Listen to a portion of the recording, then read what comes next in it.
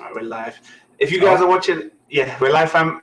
We got a bunch of people in the chat. If you're joining us live or you're watching the archive, welcome to the Kaiji podcast, man. We got your boy ChrillBill, man. All these guys' descriptions are going to be in my description box below. We got ChrillBill, we got Daniel Condilla, aka MrChelseaDan. We got Prolly, and obviously you got myself. We might get Nick joining soon. For any of you guys who know who Nick Minkin is in Nakama or Cunning Linguist on Twitter. So we're talking about Kaiji today, man. So I'm gonna just start the first question like this, like quickly. Is Ito Kaiji like the most loserous MC in anime, but we all love him. Yeah. Why do we all yeah, I'll start with you, Crow, man. Why do we all love Ito Kaiji?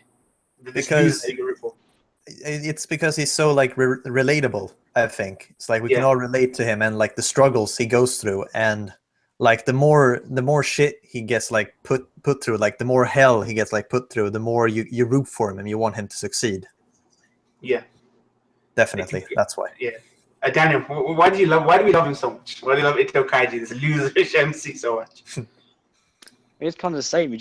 You feel bad for him, and you think like, you know, I'm not saying Kaiji's not like realistic, but like there are people in the struggle like Kaiji, and, you know, when you has that more like down to earth level, you want to see him succeed, because it gives like, if you know, oh, if he can do that, then, you know, what can I do? You know, it makes you feel good about yourself as well in a way. Yeah, I think it's just that, and he's just genuinely like a nice guy as well. It's like, you know, I know he like popped the tire in episode 1 and stuff. It's like that's kind of like a dick move. Like he didn't really like do anything wrong. Yeah, you just want him to get through it, and you see like throughout the series the struggles he goes through. But I think just also he's badass as well. You want to see the badass characters win. Exactly. Probably. Why do we love him so much? This loser. Why do we love him? This loser. He never learns. He basically never learns from his experiences. But we still keep rooting for him. But why do we love him so much, Probably? This loser. Okay. It's the same things really. Just the fact that we get to see this bloke getting thrown into these shitty situations, and then he's such a nice guy. And he doesn't really deserve all of the shit he gets. Yeah. And then we see him do the struggle. Yeah, I mean, you know, like, we can relate to him because he's not perfect, right? He's a good guy, but he's still got his flaws, and he makes those mistakes. Like, you know, when we watch anime, sometimes there's this perfect character. He's nice to everyone. He hasn't got any vices, no flaws, no nothing like that. But you know, we can relate to him because we're all flawed people, right? Like, you know, we make up. Oh, Nick, fam, Nick joined. You got working, yeah. Nick Summers here, man. So yeah, Nick, I'm gonna pose you the same question that I pose these guys. Ito Kaiji is like the biggest loser in anime, but we all love Ito Kaiji. Why do we love someone like Ito Kaiji?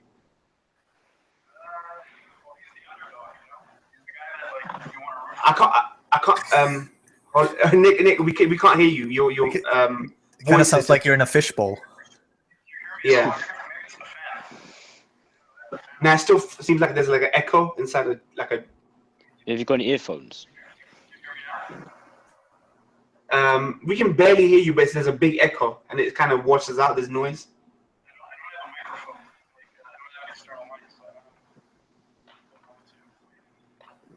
Do you have any headphones you can stick in? No, we can't. It's just like an echo, like a distant echo. Poor Nick. Poor Nick. Man, speaking about going through the struggle, man, that's why we root for it. Yeah. Rooting for Nick now. Yeah. Sawa. If you can message in the chat, let me know what's up. Kick Nick out, get out, fam. What you saying, bro? Leave it, man. He's my boy, fam. Sorry, guys. Sorry for the delay. I mean, like 2-3 different streams. Okay. Nick does kind of remind me of what was that? What was his name? Sawyer Seven Mage. Like, it kind of looks like him, I think. Sawyer Seven Mage does, yeah. He does a bit, yeah. You're right about that, yeah. I'll try to fix something with Mike. All right. So what I was gonna say is like he's not perfect, right? He's got his flaws and vices. We all have our imperfections, right? And there's some things that we just can't back away from doing, like no matter how flawed it is. So I think we can root for the guy because he's not a perfect dude that will constantly excel to the point where you just end up not being able to relate to the guy. And I think I've said that a few times. That he's just that one person, and he has his moments. He has little moments of brilliance, like we all have. Not everyone's a thick person, and when we're backed against the corner, we all kind of have to do it for survival. But at the end of the day, he's got his vices, and I think that's why we love him so much. And he's a relatable character, and he's no different from the people around him. I think the people he's surrounded by are just as, you could say, pathetic or inadequate as he is. He's just that one guy that happens to rally everyone behind him, because he has those moments where he's just pushing ahead and stuff. Before I'll go to the next question for now. Where in the show did it really hit you that this was something special? Like for me, as you guys know, I've said that around episode 9, where things get really heated for him right after the card game, that's where the show really got me. It got me way before that. But at what point did the show really kind of grip you and you thought this was something special? Cool. For me, I'd say like I liked it. I liked the first arc, like when I first watched it. But I don't know, some of the things they like did in that arc, I was like kind of like confused about it, but I still like kept watching. And then by the end of it, I was like, okay, now this could be really good. And then once I got to like the next arc, like episode 14, all that, that's when I was like, oh my god, this could really be something. Like this could go up in my like top 10. Exactly, like that's exactly. And then after that, like as more as I watched it, like it just climbed the ladder. Daniel, what about you? Where did it really grip you? It hooked you? I know you binged basically the show. You were following Khan watching it, and then you just binged it. Where did it really click for you, man? This show, that this is something special. I think definitely like straight away. I think I really enjoyed it, but I'd say the moment I kind of thought like, these can have like really good, first couple of episodes, they kind of like fizzle out. Yeah. The moment I really thought like, shit, this is something else. Maybe like episode 5, 6, something like that. Yeah. I remember because like you said, I just binged it. It's kind of hard to remember what happened in each episode, but yeah. And then I know it's quite late on, but when I saw like there were 2 seasons, I was wondering, is season 2 going to be a bit like meh? Yeah. Just season 1 is going to be like really good. When I saw like season 2 was season 1, that's kind of where I really feel like, I expect this to be like something like JoJo. That's kind of easiest comparison. Yeah. Prolly, where did it? Sorry, you going to say? No, I was going to say 5 or 6, something like that. 5 or 6. Prolly, what about you? Where did it click for you, man? The show. That was also in the beginning. I sort of already in advance knew it was going to be special. In the regards to it was people that he lost his fingers and stuff. I sort of already in advance knew stuff like that would happen, not specifically his fingers in that regard.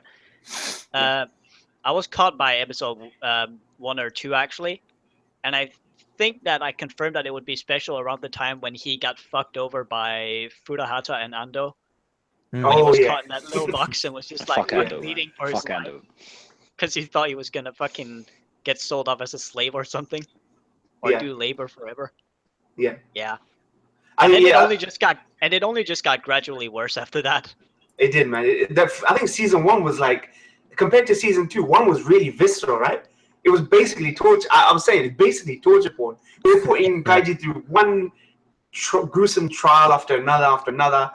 The body count in that season was more. The pain and suffering that was inflicted in that season was drastically more compared to season 2, which was focused on the games and the drama and that kind of thing. I think I agree with you, Krill, and I agree with kind of semi agree with you, probably that the moment when he got screwed over by Ando and Furahata, that was the moment where I thought, wow, I thought everything was going to go fine, man. He's got comrades, and you know how you expect things to happen, where when you build up your Nakama, things go so swimmingly, it goes easier. It didn't, man. They got selfish, and I thought, damn, they reset him now. He's hopeless now. He's back to just the clothes off his body completely screwed. What's he gonna do to get out of this? And I love the resourcefulness, the patch. You know, when the guy with the bandage on, and he had the ring inside that.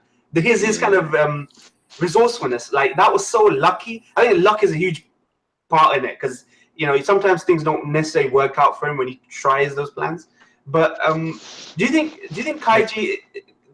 Sorry, I just want to, while we're on the topic of Ando, who would you say is the bigger like scumbag, Ando or Funai? Ando, Funai. Wait, hold on. Who the fuck is Funai is the one in the start that tricked because at easily least him. Ando tried to be corroborated to some extent, even though he chickened out at the end. But Funai was just a dick from the very beginning. Definitely Funai. Yeah, Funai, I think. I'll agree with that. Yeah, but then again, now a betrayal from a friend, someone you thought was your friend, that is that might actually be worse. At least that guy never pretended to be anything but a dick, and you knew what he was doing. But at the same time, though, like when Funai tricked Kaiji, that there was like a friendship building between them just because they're helping each other out. Yeah, that's true. Yeah, but I think the difference with Ando was that I don't think that Ando the whole time had the game plan of at the end I'm going to betray Kaiji. I think it was just like in the moment because he gave all his reasons and stuff. Well, he saw decided to betray him. When I think it was Furuhata who suggested that they sell one of the stars so they can get like a few extra million, and that's when Ando saw all that money, he was like, oh man, we could really get some more money out of this, and that's why he like decided to betray. If they weren't forced into doing this with Kaiji in the first place, Ando probably wouldn't have done something stupid like that. Even though that probably wouldn't make sense in the first place. Then again, it's hard to trust someone's motivation when they're all there for the money. Kaiji's whatever reasons there are, they're all there for money and gain, right? These are all people who have got debts and that kind of thing. So I guess just because he's not doing it for his friend, if he's doing it for more money, obviously bidding the stars and getting the money, because obviously the house buys back, and then some people want to buy the stars. They're all there for the same gain. When you understand, friendship doesn't really mean nothing. They're just using each other. They've got a mutually beneficial relationship, right? So I can sort of understand if I think Kaiji's just too good. He's just too nice of a guy. He trusts people. Yeah. When in that scenario where everyone's motivated by money and gain and survival, right? And you're thinking about the lowest, you're basically thinking about the bottom line, which is just getting out there without as much money as you can so you can pay your debt and make money. I think it's the greed aspect to it, and that's still the gambling aspect to it. But one thing I want to say is, I'm going to refer to season 2, but then I'll refer back to season 1. Do you know that moment in season 2 where Kaiji's explaining to Endo about what he puts inside the pachinko machine? He puts that candy towel, like candy and stuff. He goes, and it oxidizes when it bursts, right? So it creates a system where you can plastic will bend and stuff. I thought, damn man, Kaiji's pretty smart there. Do you think going all the way back to season 1 that Kaiji's actually a lot smarter than we know or he lets on? Do you think Kaiji's a hell of a lot smarter than most of the people in that room? This is why he gets all the things in his favor and stuff. What do you think, Phil? Some of the things he thought of, I would have never thought of. Nah. Yeah. So it's like when you realize like what his plan is, you're like, damn, this is something like this is really advanced. Like who would think of something like this? Yeah, exactly. I mean, he's resourceful, but he's like, you think, how does he even get himself in this situation? Obviously, we know he was actually the guarantor for a debt, so it wasn't actually his debt that he was trying to get back. It was his friend's debt. I forgot his name. Who was it? Ando? Furuhata's debt. Yeah, and he saw him there. So the reason he got himself into it wasn't his fault, really. So maybe he's not such a bad gambler or bad person. Maybe he is just slightly sharp, I think. Well, like you say, I don't know all the different types of gambling, but you mentioned it plenty of times in your reactions that gambling is mostly based on luck. So even if he is as good, and even if people make a lot of money on it, it's not everyone who's guaranteed to bank off of it. Some people just don't have the luck, and he definitely didn't have his luck on his side throughout the show. Yeah. What do you think it is? There's this external force, there's this force. Do you think with Kaiji, it's just he's a very, very lucky guy to get all the breaks that he got in it? Because no one else seems to be getting that luck. That he's always the guy. They call him the ultimate survivor, right? Do you think there's some external force out there that favors him? They call it Lady Luck to the show. Sometimes he's asking God for it. I don't think God's got much to do with it, but what is it about it? Is it just psychology? Because people did say that Kaiji is a psychological anime, so the way he acts ends up kind of shaping people's reactions around him, and ultimately there's a chain effect where things end up in his favor, right? So do you think there's this? That is the reason. That is the psychological aspect. This is why Kaiji has so many breaks that he does. Daniel, what do you think, man? Or is it just pure random luck for him? I think part of it is just because it was on the machine stuff. Like, yeah. And that's just kind of one example. Pretty much like everything he does in the show, he's done many times that eventually he has to win.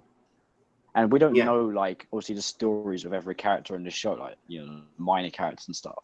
So we don't know, like, they have exactly, and, you know, how much they bet all the time, and, you know, how often they bet. How often Kaiji, because, you know, at the start of this series, it says that he spends his day, like, drinking and gambling. So he obviously gambles all the time. So, you know, eventually he has to. He can't lose every time. It's exactly. I mean, I think the fact that he keeps trying with borrowed money, scraping together something to keep trying, right, is the reason why he managed to push through. He's not a guy that lets loss stop him, right?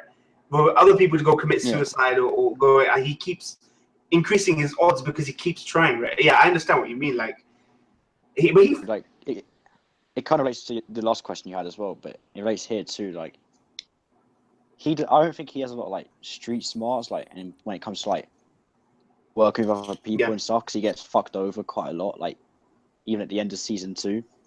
Yeah. Contract and stuff. Yeah. So, like, I think when it comes to people and stuff, he's not, like, that smart.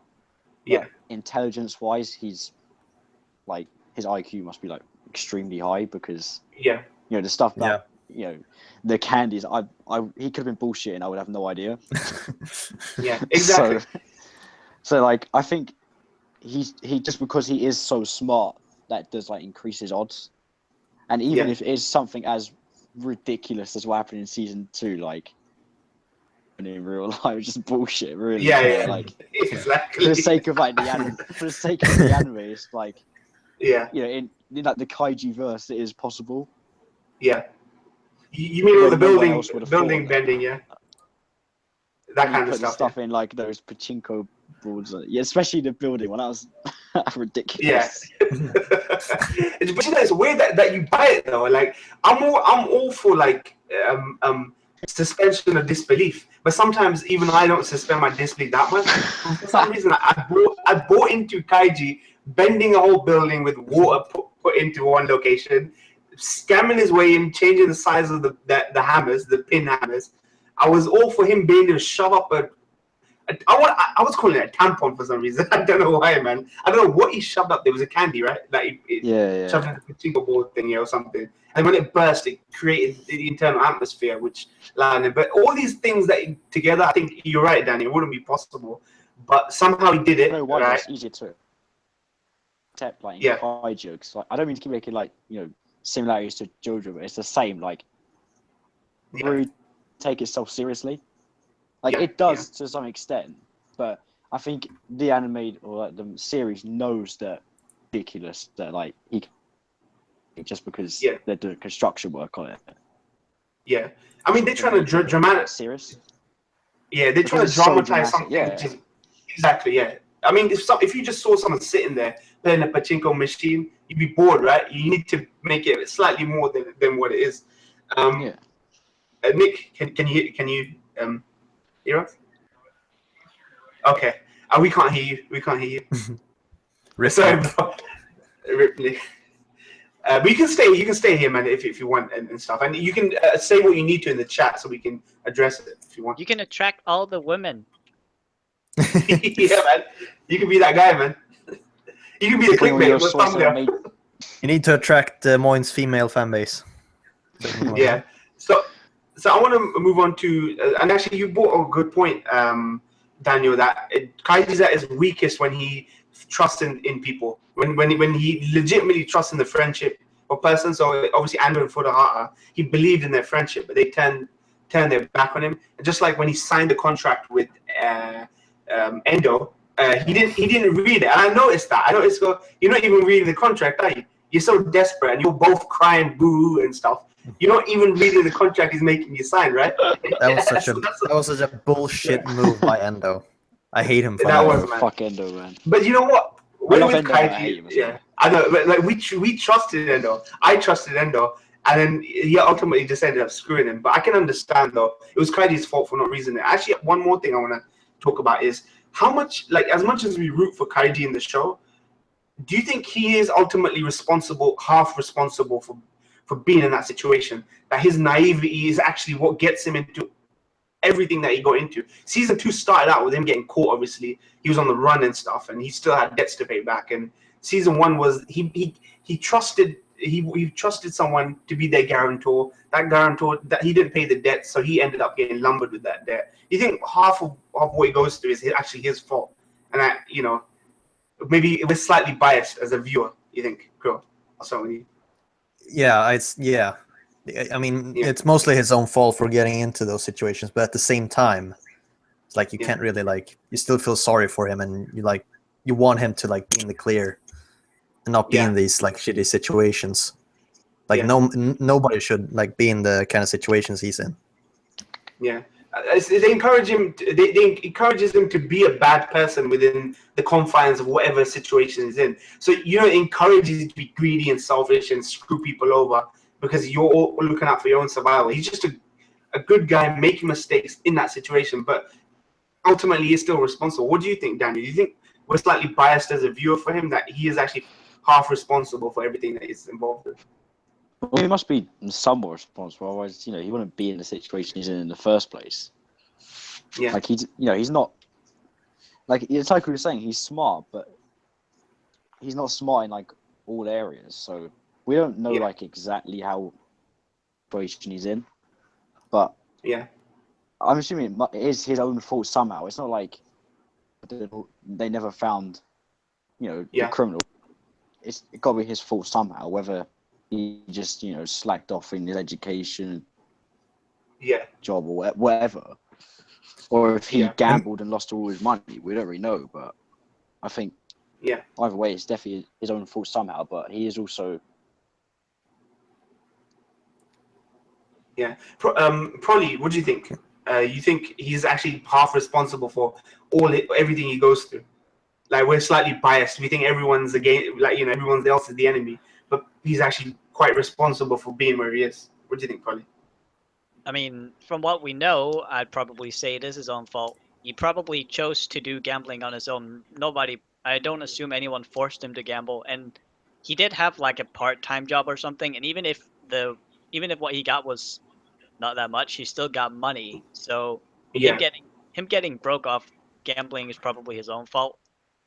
Yeah. And getting into the fucking boat situation and anything he did in the series is just his own fault as well. Yeah. Well, I want to say that albeit it did pay out in the end. I mean, it's partly his fault for signing the Furuhata's as his guarantor, but at the same time, it's like Furuhata's fault as well for not even paying back like his debt and putting it all on Kaiji's, making Kaiji responsible for that.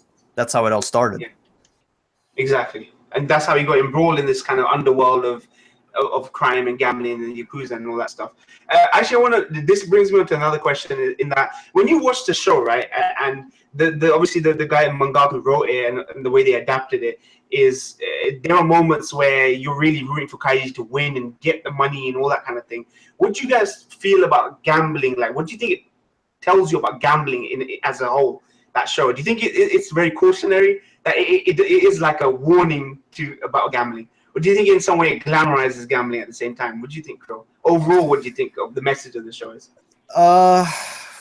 Well, I mean, overall, I think it shows that gambling is like overall a bad thing. I mean, it might bring you like joy in a sense, but in the long run, it's just gonna ruin you because you use up all your money and like everything. You're gonna end up in debt. It's just not gonna be good.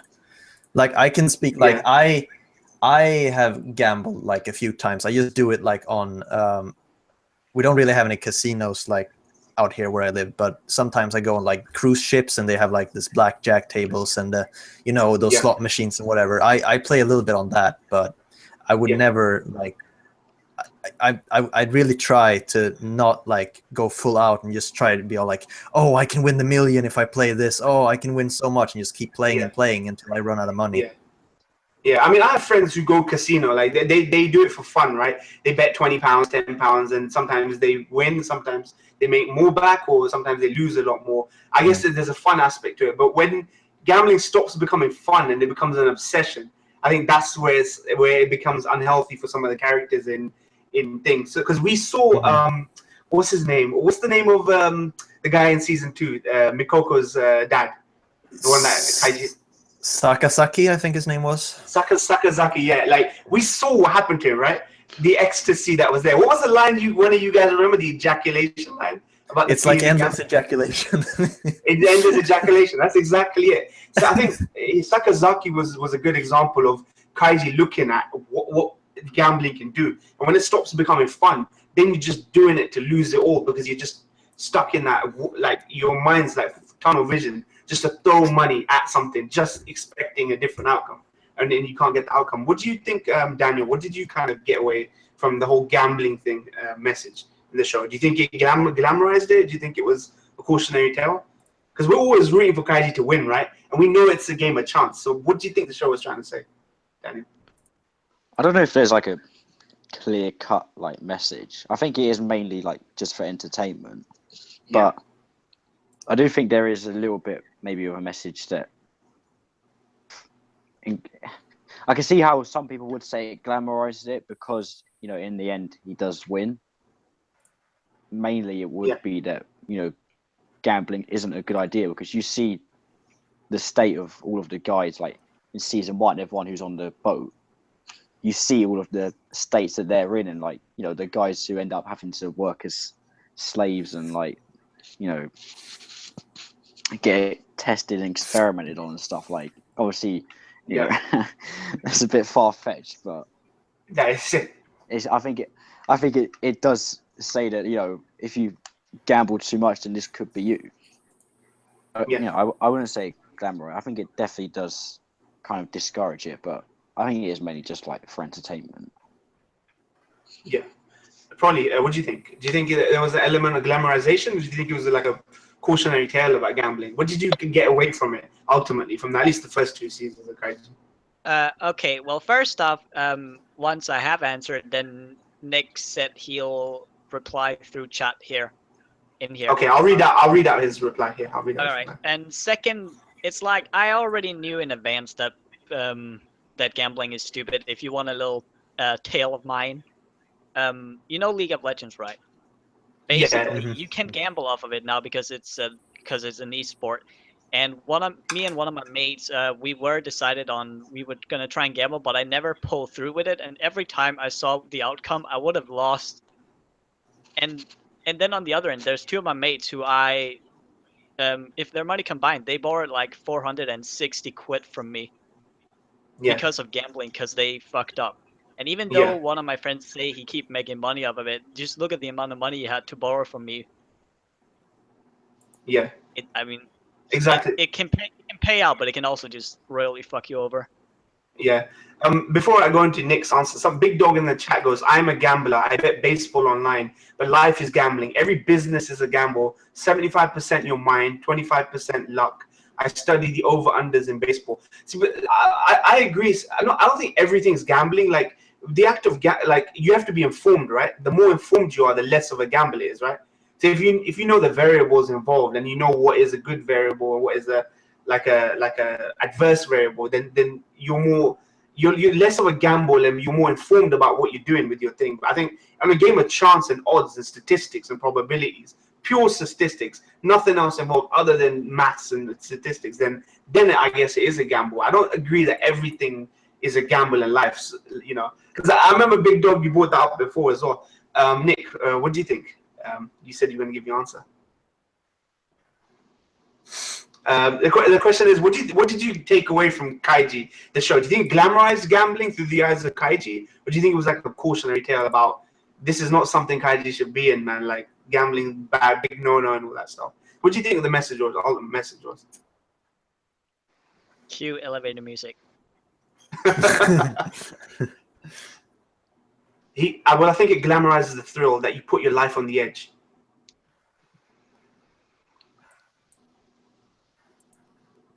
It's exciting. Almost cathartic in a way. Actually, you might be right there.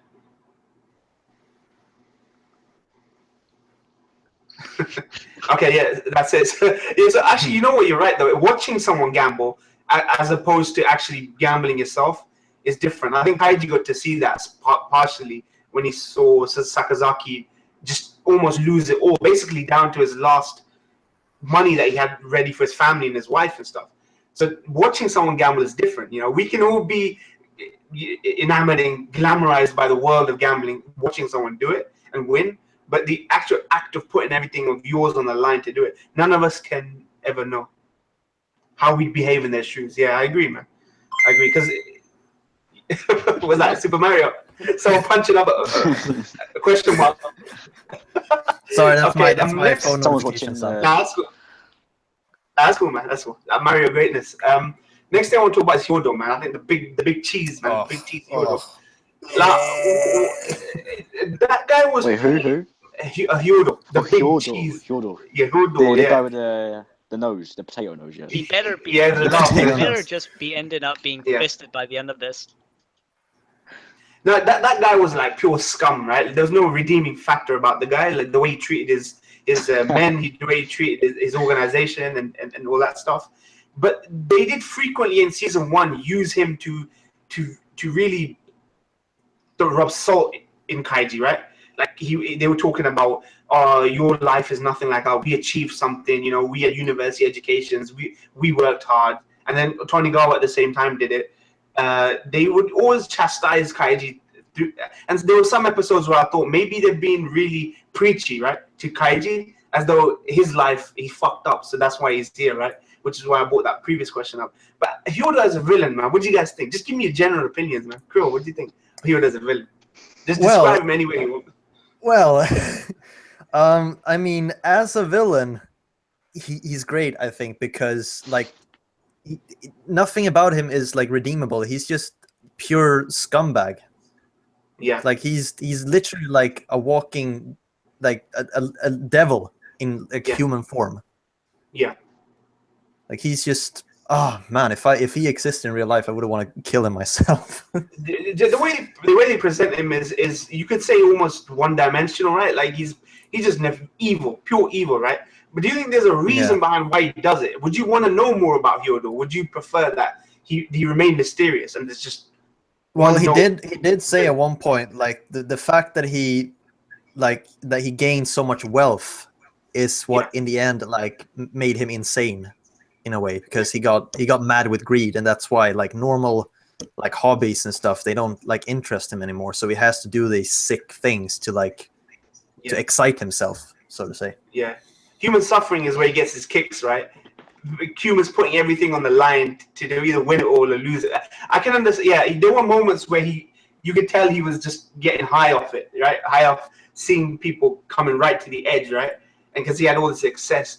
What do you think, Daniel, man? What did you make of Hyodo overall? Would you prefer more about him, his backstory, or would you prefer him being how he is? Because he makes such a good villain. What do you think of Hyodo?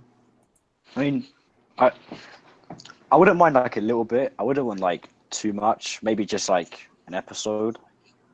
But if there was to be like backstory, which I don't know if there is or not, like in later arcs, but I would think that he would still have to be quite like a detestable character before he was wealthy, because there are some like villains that you don't hate as much, and I think the author kind of has that in mind.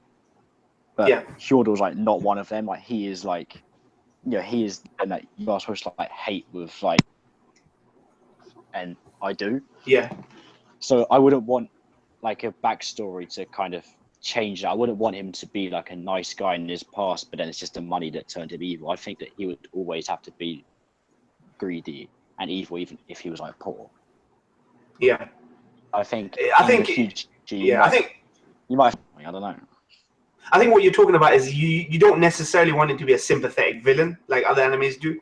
Like not every villain. Yeah. Sometimes you just want a villain for the sake. You want to hate the villain, right? you want to root for the good guys and not have a sympathetic backstory. I think you're actually right. You brought that up because I think I might have said that it's actually refreshing to see a villain with no sympathetic backstory, no tragic backstory for doing what he does.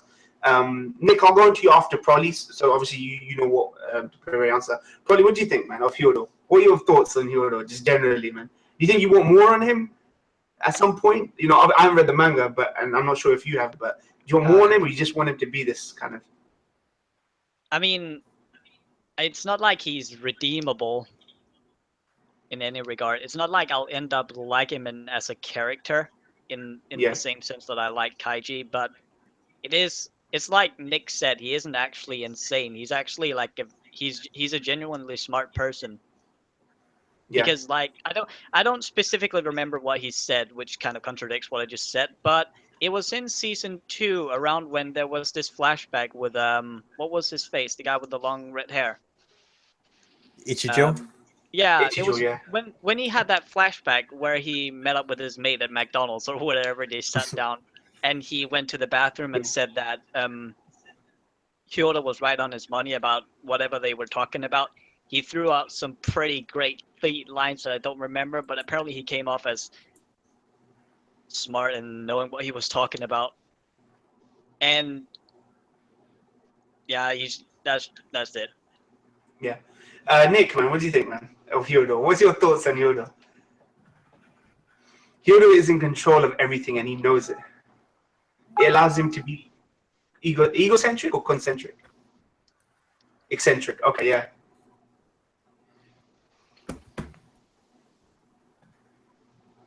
The motive of the series is haves versus have-nots. It's either the people lucky enough to be dealt a hand in society and dealt the hand of living under them. This is shown pretty clearly during the... Okay, well, I couldn't see that last message. Did you write in the chat or something? Wait, you can't see it? This is shown pretty clearly during the Pachinko arc where they say how only Tonigawa and Hyodo were enabled to beat the Bog. They were allowed to, right? This is all like a... yeah. Okay, I get what you mean, enabled, yeah. So I think I agree with you guys that Hyodo.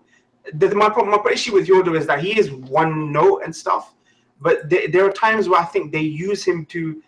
Do you think the mangaka it tries to teach Kaiji a lesson through the villains sometimes? Like you're supposed to be completely like Hyodo's friggin' wrong, right? He's got all the money. He's warped. His viewpoint is completely warped about where these guys are coming from, which is basically nothing, like basically almost poverty almost. Do you think there are moments where they try to use Hyodo to be this tough love type of stuff with Kaiji? In season 1, there were frequently those long monologues that Hyodo would give that you could tell the mangaka was trying to focus on that stuff. What do you think, Kuro? Do you think there was a moment where they were legit trying to use Hyodo to teach Kaiji a lesson, like, and make us actually absorb that message that he was right actually? Well, I think Hyodo is like supposed to be like kind of the opposite of Kaiji when you think about it. It's like he's Kaiji's poor, Hyodo's rich, Kaiji's nice, Hyodo is not. Like that. So it's like a contrast thing there. But like, for example, like when Tonigawa was forced to do the kneeling and like on the forehead, and Hyodo was just standing there just laughing and enjoying it like crazy. It's like that's just supposed to show Kaiji like what kind of like I guess what wealth and money can do to you. Yeah, kind of. Yeah. If that makes sense. Yeah, I understand what you mean. It's just two drastically different viewpoints. And the next thing I want to move on to is Kaiji, particularly as a character, is a guy who's a good guy, right, with morals. He has a code, right, in a code about what you should do, what you shouldn't do in such a situation. The fact of the matter is the kind of games he's involved in and the kind of stuff that is required for you to win requires you be deceptive, requires you cheat people, requires you do that kind of thing. But somehow Kaiji still feels that he has to hold value. So you remember when what's his name, Sakazaki said, "I work as a security guard at my employer's place," and he goes, "I'm just gonna borrow the money from him to use for our pachinko board game." And Kaiji was all like indignant about it. He was like, nah, you shouldn't do that. You stole that money. That was a moment when I thought, hold on a second, like, look at the dishonest like stuff that you're doing. Like you're planning to re-rig a game in your favor, right? The bulk thing. So do you think Kaiji is wrong to have a conscience, wrong to have values in those situations? Daniel, I'll ask you first. I wouldn't say so because, like, I think the difference in Kaiji saying that he shouldn't steal the money and trying to rig the game is that there's like a grudge against what's their company called again? TI Group, yeah. Yeah, the TI Group. He actually has like, he has like beef with them, and and it's like legitimate as well. Like he knows that they're like evil, so he doesn't feel anything wrong in like basically like, stealing their money. But the guy sorry, Daniel. We can't hear you, Krill. Do you want to leave and come back? Because we can't hear you. You cut off and. Sorry, Daniel. No, it's all right. No, I was just gonna say, like, I think he probably doesn't, like, he doesn't know like who Sakazaki works for, so he probably just assumes that like, he's an alright guy, like, in the company and stuff. So he thinks, oh well, just because we're trying to get money, it doesn't mean that you have to steal like an innocent guy's money. Yeah. Because the difference is that the people whose money he's basically trying to steal are like bad people, but he probably doesn't think that, you know, the guy Sakazaki works for is probably just a normal guy, just happens to have a lot of money. Yeah, exactly. So I guess he doesn't want him to get in even more trouble, right? He doesn't know what the situation is over there. Prolly, what do you think? Do you think Kaiji's right to hold a code, like a values, have certain values when he's working within a dishonest system? I guess when he's trying to rig things in his favor, right? For him to have a code, you know, honesty, all that kind of thing. Do you think he's right to have it, or do you think that holds him back? Probably. I mean, he's probably right to have it, but he probably doesn't gain anything from it. If he was honest about this entire thing by not rigging the bug, he would have never won in the first place. He had to rig it and rig it bad to win. Yeah. So I mean, in that regard, his morals kind of fucked off completely. Yeah, exactly. In the end, he probably would have fucked. Nah. Okay, never mind. Nah, but he sort. I was gonna say he'd probably kill someone to get off, but nah, not really. But his morals did sort of fuck off because he had to rig it that badly to win. Even though he said it was wrong for Sakazaki to rob his boss of money, even though if they ended up winning, he'd just pay it back like he said he would. Yeah. But man, he did already do the bad stuff Kaiji did, so. Yeah, and then what's weird is when Sakazaki double dipped into his employer's safe, then Kaiji didn't care because Kaiji needed that money, right, to do it. So it's double standard, right? At the time, he really didn't matter to him, but when he double dipped, they were just having a jolly old chuckle, man. You double dipped into your guys' borrowed your employer's money and stuff. So yeah, I guess. Yeah, but then again, that's true. But because after he did win, then all the money he had, as Sakazaki left the building, he probably met up with his boss sometime to pay him back. Yeah, I guess. I don't know if Kaiji thought about that, but yeah, at the moment he was just like, "Fuck yeah, I got money again." Yeah, Nick goes. He might as well have gone to a bank and gotten a quick loan. It would have been the same thing, and he would get a better interest, I guess. The interest he ended up paying was like extortionate, right, Nick? Nick, what do you think? Do you think Kaiji, it holds him back, him having morals and a moral code and values? You think when he's operating in such a dishonest kind of environment? Because obviously the few times they got screwed over was when. Yeah, do you think Kaiji, it holds him back? That Kaiji's the good guy inside that dishonest system, but he has some morals and codes and principles that he adheres to. Do you think it holds him back from truly, you know, being all he can be, given how smart he is, or do you think he's right to have that code? Do you think it's a double standard? Well, definitely. You mentioned in the previous reaction.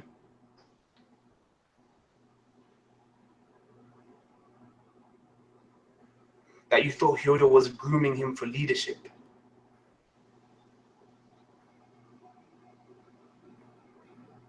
But I haven't read the manga. Yeah, neither have I. That'd be jokes though if that happens. I don't think it holds him back.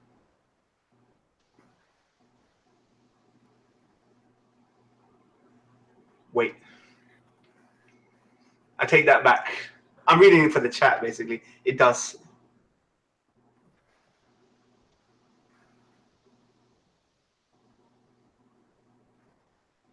But he needs it to be the character he is. Actually, that's true.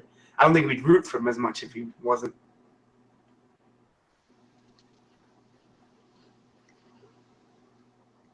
The thing is, you can see it in the character designs.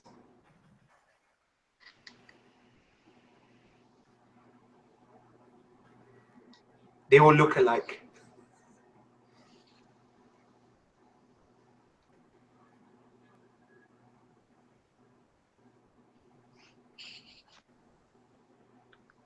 Which could mean in an analogy that they're all alike in the way they behave. Actually, that might be true. I think even the character design, I guess, is a big conscious decision. Actually, by the way, people chat, Krill just left because he was having issues. But his details, his channel will be in the description box below of the archive version. So join them. And next question I want to quickly ask is... I just want to say something about the character designs, yeah. Yeah, I don't know if you guys noticed this as well, but in season 1, remember there was like that group of 3 that were kind of like dominating, and they end up going against Kaiji. You mean Kaiji's group? They were holding up the cards, right? Yeah, they were the like the hand bullies cards of the thing, and the 2 guys ended up like betraying him. Yeah. I kind of thought like they're all on the boat for the same reason because they're like a shit ton of debt, right? Yeah.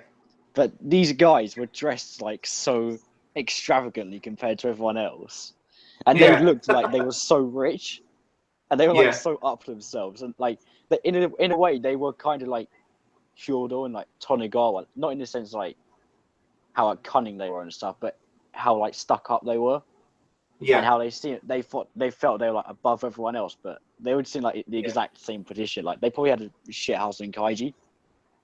But they were dressed like so extravagantly. You know what? That actually doesn't that remind you of people though, right? They want the image of having money, right? You know they're broke as fuck, but they just want the nice clothes to lord it over everyone else, right? Just to show that the image of success, right? The image of money. That's probably what got them in debt, because they didn't pay their bills. They just spent it all on clothes. that is actually true. That's actually a really good point. And the next question I wanted to ask is, between season 1 and season 2, which was your favorite season, and why? I'll start with Daniel. I'll start with you, Daniel. Sorry, you know when I first saw the character designs, I thought they were elves or some shit. Elves. Yeah. So Daniel, your favorite of the 2 seasons of the anime? Man, this is actually a really tough question. I was thinking about this when I was watching. At first, I had season 1 over it, but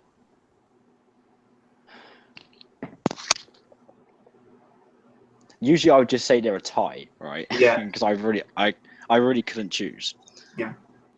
I think.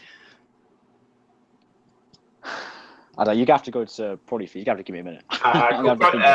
Prolly, your favorite of the 2 seasons? God damn it, man! You have to throw it over here now.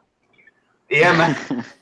I don't know, because despite how long the thing in season 2 dragged out with the entire arc, I still loved the shit out of it. Yeah. Even though it was just like, even though it felt like one big, I guess you can say 2 arcs if you cut it out with the game they had when they were locked in that that underground thing. Yeah. I think it has to be season 1. But it's very very close, honestly. You know, before I go on to you, Nick goes. The thing is, I don't know if you can pacing, right? The pacing of the Bog arc, Nick. It could be a long arc in itself in the manga. I think you're responding to someone. Let me quickly just say, I actually agree, Daniel. I kind of share your sentiment about it's difficult between season 1 and 2 because you know you brought JoJo up. I want to bring JoJo up as well. You know, part 2 and part 3, right? 3 is good because people remember the last 6 or 7 episodes, right? That insanely like hype moment of part 3. So which makes for some people difficult picking between 2 and 3, right? So for me, it's the same thing. Season 1 was lit. It was consistently lit because it was visceral. It was actually torture porn. The drama was there. But that bog arc on the second season really lifted season 2 up, like considerably for me, like on the level of season 1. So it's really difficult to decide. But I'm with you, probably. I might give the edge to season 1, man. There's something about season 1 which got me gripped, just like part 2 of JoJo got me gripped. And it wasn't until the end of season 2 that I realized how great season 2 was, which is you can make the comparison to part 3, Stardust. Yeah. So it might. I mean, even though the bog arc is that long, it might just be because season 1 has more diversity because there are a few more things to it. I think they did like 4 or 5 different things in that arc, or in that season. My bad. Way too repetitive. You thought the bog arc was too repetitive, Nick? That's your jab at the mangaka, yeah? What do you mean repetitive? As in, it felt repetitive of previous arcs? Or the episodes just felt repetitive? No. Of itself. It was actually repetitive in itself. It might have dragged maybe 1 or 2 episodes too long. Might have maybe 1 or 2 episodes. It was a little bit too long. Maybe I think it dragged in the middle, but towards the end, like towards the last 4 episodes, in my opinion, was when I didn't even care about the pacing at that point. Not enough Mikoko. I was surprised that she wasn't in it because it's like her and Kaiji in the ending theme, right? So like when we saw the picture of her like with her dad, I was expecting her to like come in it and start like hitting on Kaiji and stuff, but like it didn't happen once. I was like Mr. Moneybags, isn't it? Mr. Moneybag hitting on Mr. Moneybags. Because you guys said season 1, I'll say season 2. Because I really loved like the underground scenes. Yeah. And like when they were gambling with that big fat guy. The dice game. Yeah. And how like that was pretty bullshit as well. How they carved like their bones into the dice. That was like bullshit, but it was great. Yeah. And the pattern was so good as well. Yeah, it's like the fact that they continue to let them play with the cheating die was the most absurd thing of all, right? Like, the guy's within his rights. Just because he cheated, fair enough. But having 3 dies that you can visibly see are just cheating with bones. I agree, man. It was a bit far-fetched. I mean, technically, they just played by the rules that he made. Yeah. Because they said like something about they were once someone was keeping the dices or whatever, they had to go 2 rounds around. Yeah. 2 rounds around. Okay, yeah. And also the rule at the end that they talked about was the sharing of dice, right? So they could actually use his dice. Like, there was a technicality they talked about. I understand the technicalities of it all, but I agree with Daniel that it's just like carving bone and blood for the snake eyes and all that stuff. That was sick though. And no one noticing really at all. Yeah. Season 1 was, D Berserker says, season 1 was consistent as Flip. Really appreciated it a lot then. Yeah, Dice Game was dope and the Bog even more. But season 1 was just a tiny bit better than not to belittle season 2. Yeah, I guess maybe season 1 gets the edge on that. Actually, talking of season 1, season 2, what was your favorite arc? Because obviously we had the slave, emperor, citizen arc. We had the Bog machine arc. We had the steel beam arc. We had the rock, paper, scissors card game. We had the dice game. What was your favorite game of all of them? Your game arc of both seasons? Daniel, I'll start with you. I loved them all. Like, I think they were all done like pretty much as well as they could have been done. Yeah. I think maybe the one with the card game, like the slave citizen. Yeah. With when you play against Tonigawa. I think Tonigawa. I don't know what it was, but I think maybe it's just like the one-on-one aspect. Because with the others, it kind of obviously it mainly concentrated on Kaiji throughout all of his tasks and stuff, but there were when they were crossing the bridge and stuff, like it focused on like a lot of people, but I mean when it had the more like intimate like setting, it kind of created a bit more tension because it was like the stuff like the crossing the bridge and stuff. Like I loved it, but I mean, it was obvious that Kaiji wasn't going to fall and die. Yeah, because he's the end. Yeah. But in this time, like I didn't know. When he had his fingers caught and stuff, I didn't think he was going to lose his fingers, but he did. Yeah, neither did I. Because his life wasn't at stake, but there was still, he still had all the money and his fingers at stake, but it wasn't his life. And I think that was like the key bit, because you thought, well, we don't know how far the mangaka will go. We know that he's not going to kill him, but we don't know how close he's going to bring him to death. I think that was what made it a bit more, it brought attention up, I guess. Yeah. Before I go on to you, Prolly, RK Samurai says, Snatat says, I really enjoyed the Beam. I agree with that. The Beam was, I think, drama-wise, my favorite. He goes, RK Samurai goes, Espoir was my least favorite game, even though it was great, which is why Season 2 might have the edge. The Rock, Paper, Scissors game. Okay. Espoir was my least favorite. I think you're right. Rock, Paper, Scissors was probably my least favorite, which is why so many games after came that were much more dramatic. Probably, what about you? Your favorite arc or your favorite game?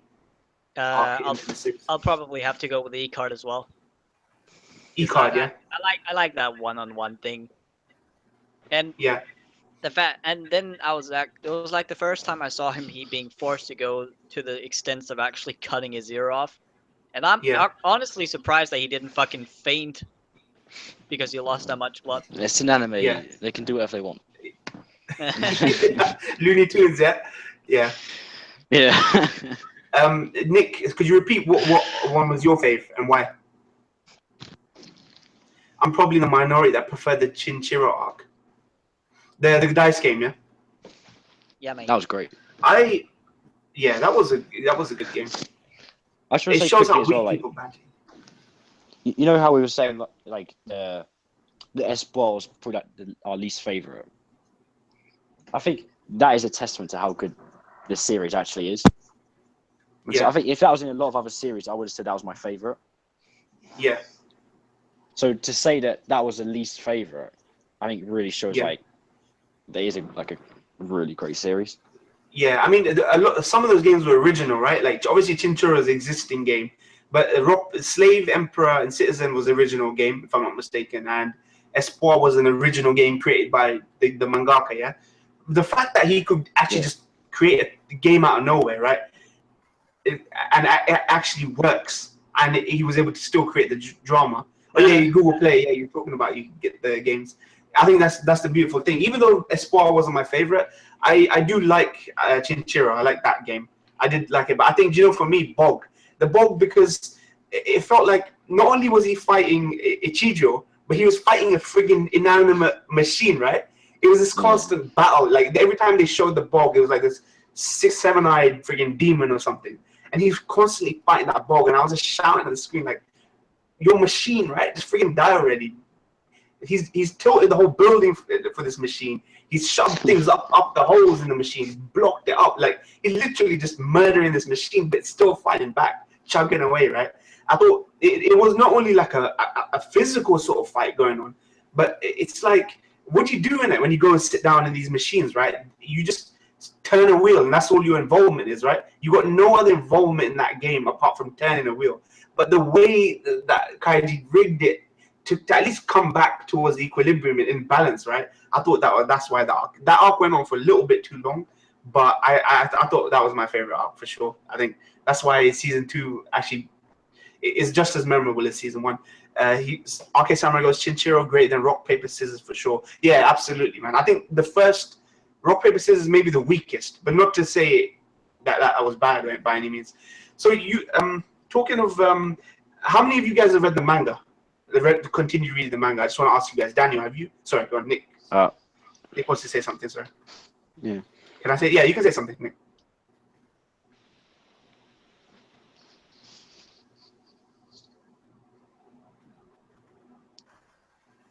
About the bridge arc, it was the only arc where Kaiji literally and directly put his life on the line. The rest of the arcs, he puts the remainder of his life on the line by being thrown into slavery.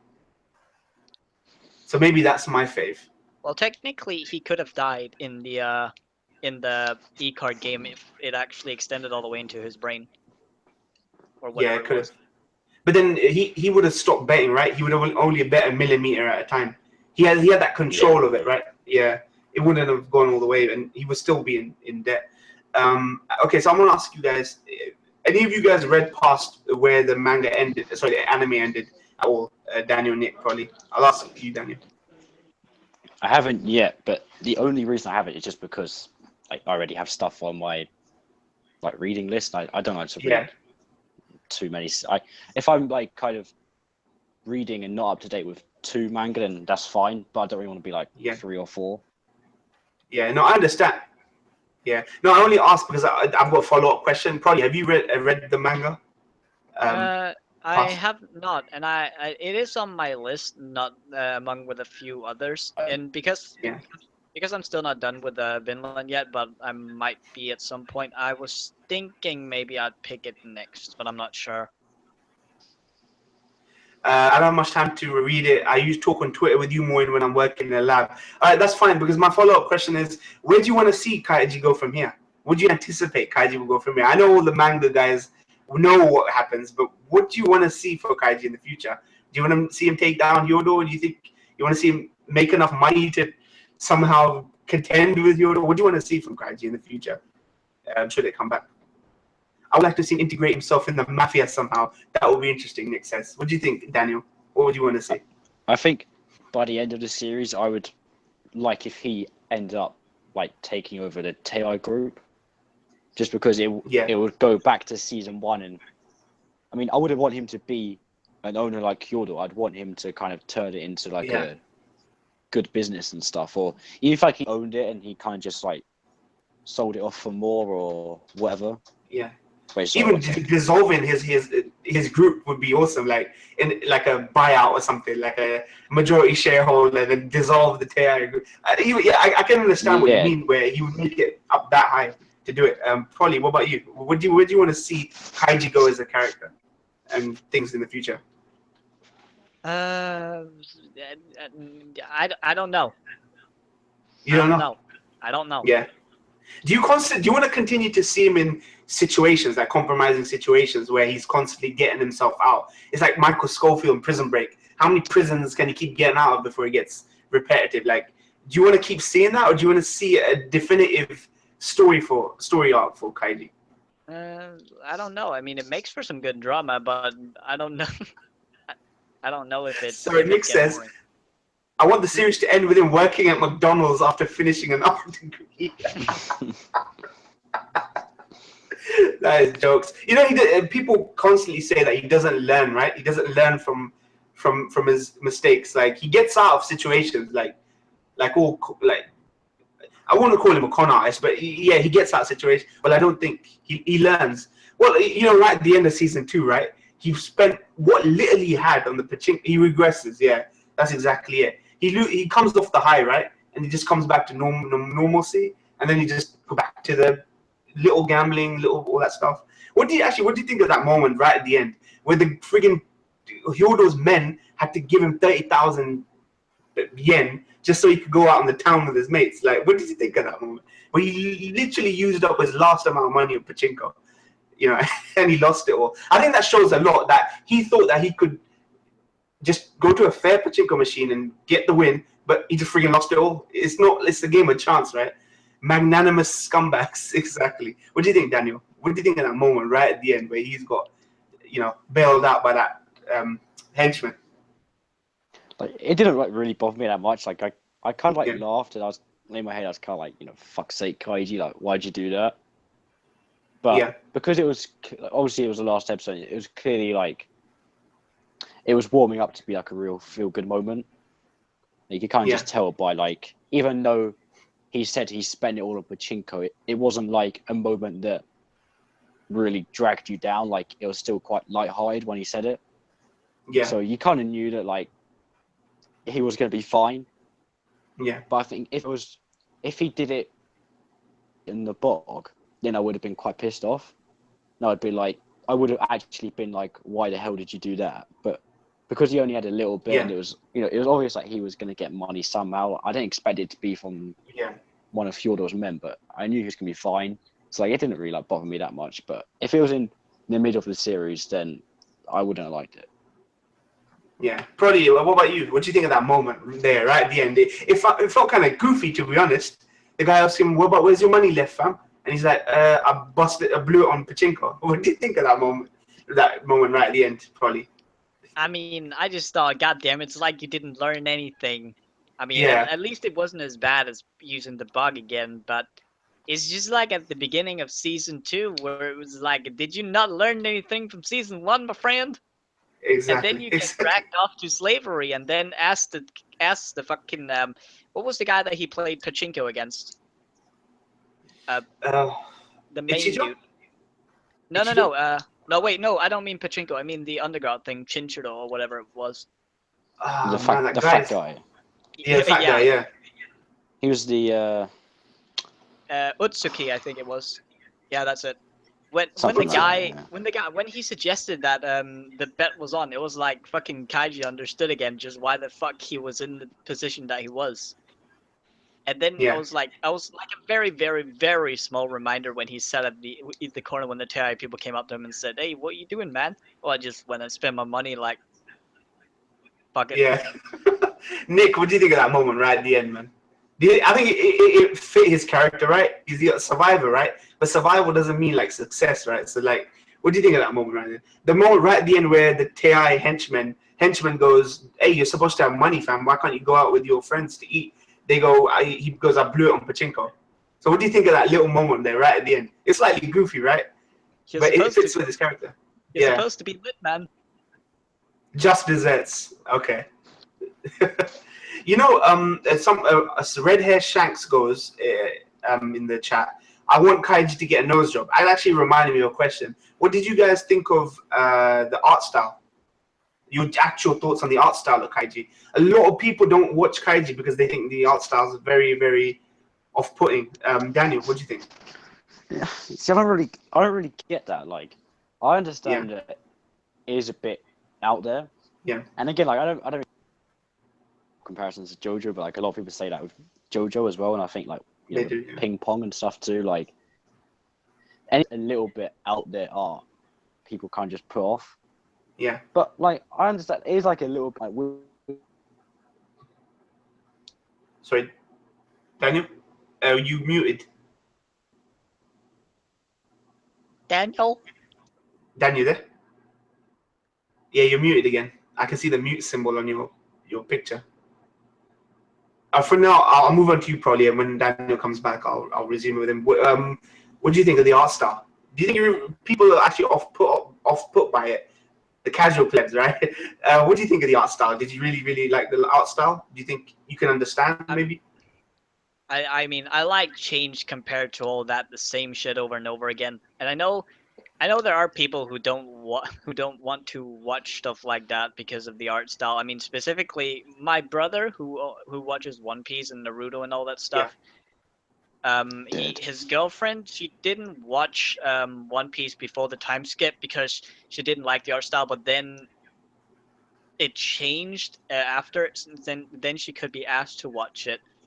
Oh, that's shit, man. And I know some people from the Discord specifically who keep making that fucking Usopp joke about on Kaiji with the fucking nose thing. But I honestly, I actually like the art style, so I'm good. Nick goes, the art style extremely unique. Sorry. So I was gonna say quickly about the art style. Do you guys know if it's the same mangaka as Akagi, which is another? It is. It is, yeah. Because that's another gambling anime, right? Yeah. Yeah. And it's the same art style. Yeah.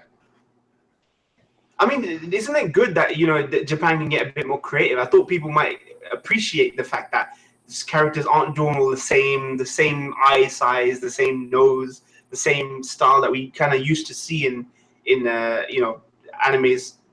I thought people might appreciate that. I can understand that it doesn't look Japanese. If something doesn't look quintessentially Japanese, right? People are kind of off-put by it. I think, which is why I think people put off JoJo and Kaiji. I think it adds to the charm, to be honest.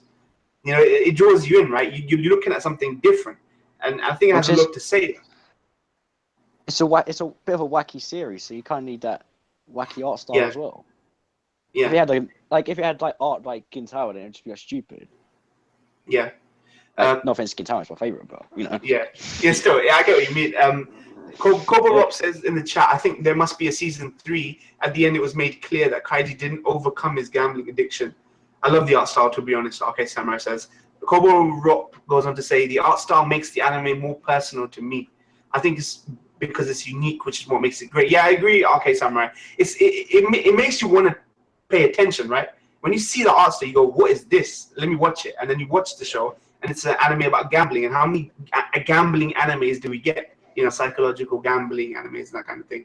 Do you guys in the chat, actually, before I go on, do you guys in the chat want us to talk about anything else before we wrap up? Or do any of you guys want to bring up something quickly that you think we might have missed?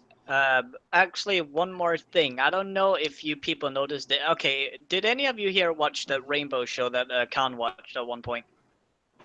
Rainbow Nisha, yeah? No, I haven't seen it. Okay, Yeah. but like in that specific anime, I'll just use that as an example because it was really fucking apparent in there. And I sort of did notice it here too, but you can tell, right, when it's a villain that you're looking at, right? Because the moment that I saw, I mean, I was a little bit sure with the fucking guy who got his spin-off show that I just forgot his name of. But the moment I saw Hyodo, I was like, yep, now we have the main villain. Yeah. You think the exaggerated features, right, give away the fact that this guy is the villain, that kind of thing? Yeah, is that what you're saying? He's a bit Heihachi looking. Yeah, he is a bit Heihachi looking. The Tonegawa guy spin-off manga, my friend, or something. But yeah, in Rainbow, it was specifically obvious when people were villains or something. Yeah. I mean, sometimes I appreciate that. I mean, in other animes, it's hard to tell, right? They always want to troll you with that, right? The big reveal is who the real player is, right? And who the real person is. I think with the exaggerated art styles, I think with Kaiji's art style in particular, one minute he's all like anxious and you feel sorry for him. Next minute when he's like focused, the guy's like demonic as well. The way his character, changes, his expressions can be badass. It can, yeah. Go on, sorry, Nick. What were you saying? He just wants attention. It's interesting doing a podcast this way, man, with the typing. Have you ever seen an episode without Kaiji crying? Episode without him crying? I guess the first 4 or 5 episodes, maybe. Nope. First he episode didn't cry. It's a meme. He is a meme for crying. Oh, it's a meme for crying, right? Okay. Kaiji is a meme for crying himself. Okay. He cries as much as Ric Flair. Yeah. Someone said, thoughts on Sahara, the blonde guy who worked with Kaiji. Tuned in late, not sure if I'm talking about it. You mean the guy that ran across the beams, right? And made it to the other side? Sahara. No, he did. He made it and then he fell off. Oh, yeah, yeah, because the wind got blown in. Because he didn't climb up the glass stairs. Glass stairs, yeah. I don't know what to think about it, man. I think that was bullshit. I don't know. Yeah, how the fuck did you see the stairs right there? Yeah, Kaiji was lucky, right? There's more luck involved when he saw the stairs. No one would have seen it. Yeah. I'm not gonna lie. I sort of was like, how did you not see the stairs again from the very beginning? Yeah. When you weren't even on the plates, how did you not see the stairs? Was it that dark? Yeah. I mean, it's weird. He was just focused on the beam, I guess. He didn't really. Yeah, he was, right. But then that's really deceptive, though, right? And I mean, I know it's a trend, right? Everything that Tei puts his hand on is like corrupted, right? There's always something to it that it's clear cut, But I mean, it escalated, right? But there was actually 2 parts to that beam. One part was where they were just breaking their legs and their arms, right? When people were the elites would. That was and then anyone who made it further actually ended up risking more. Actually, you know what? Let's talk about that the death moment on the beam. Actually, what was the name of the guy whose son's in season 2?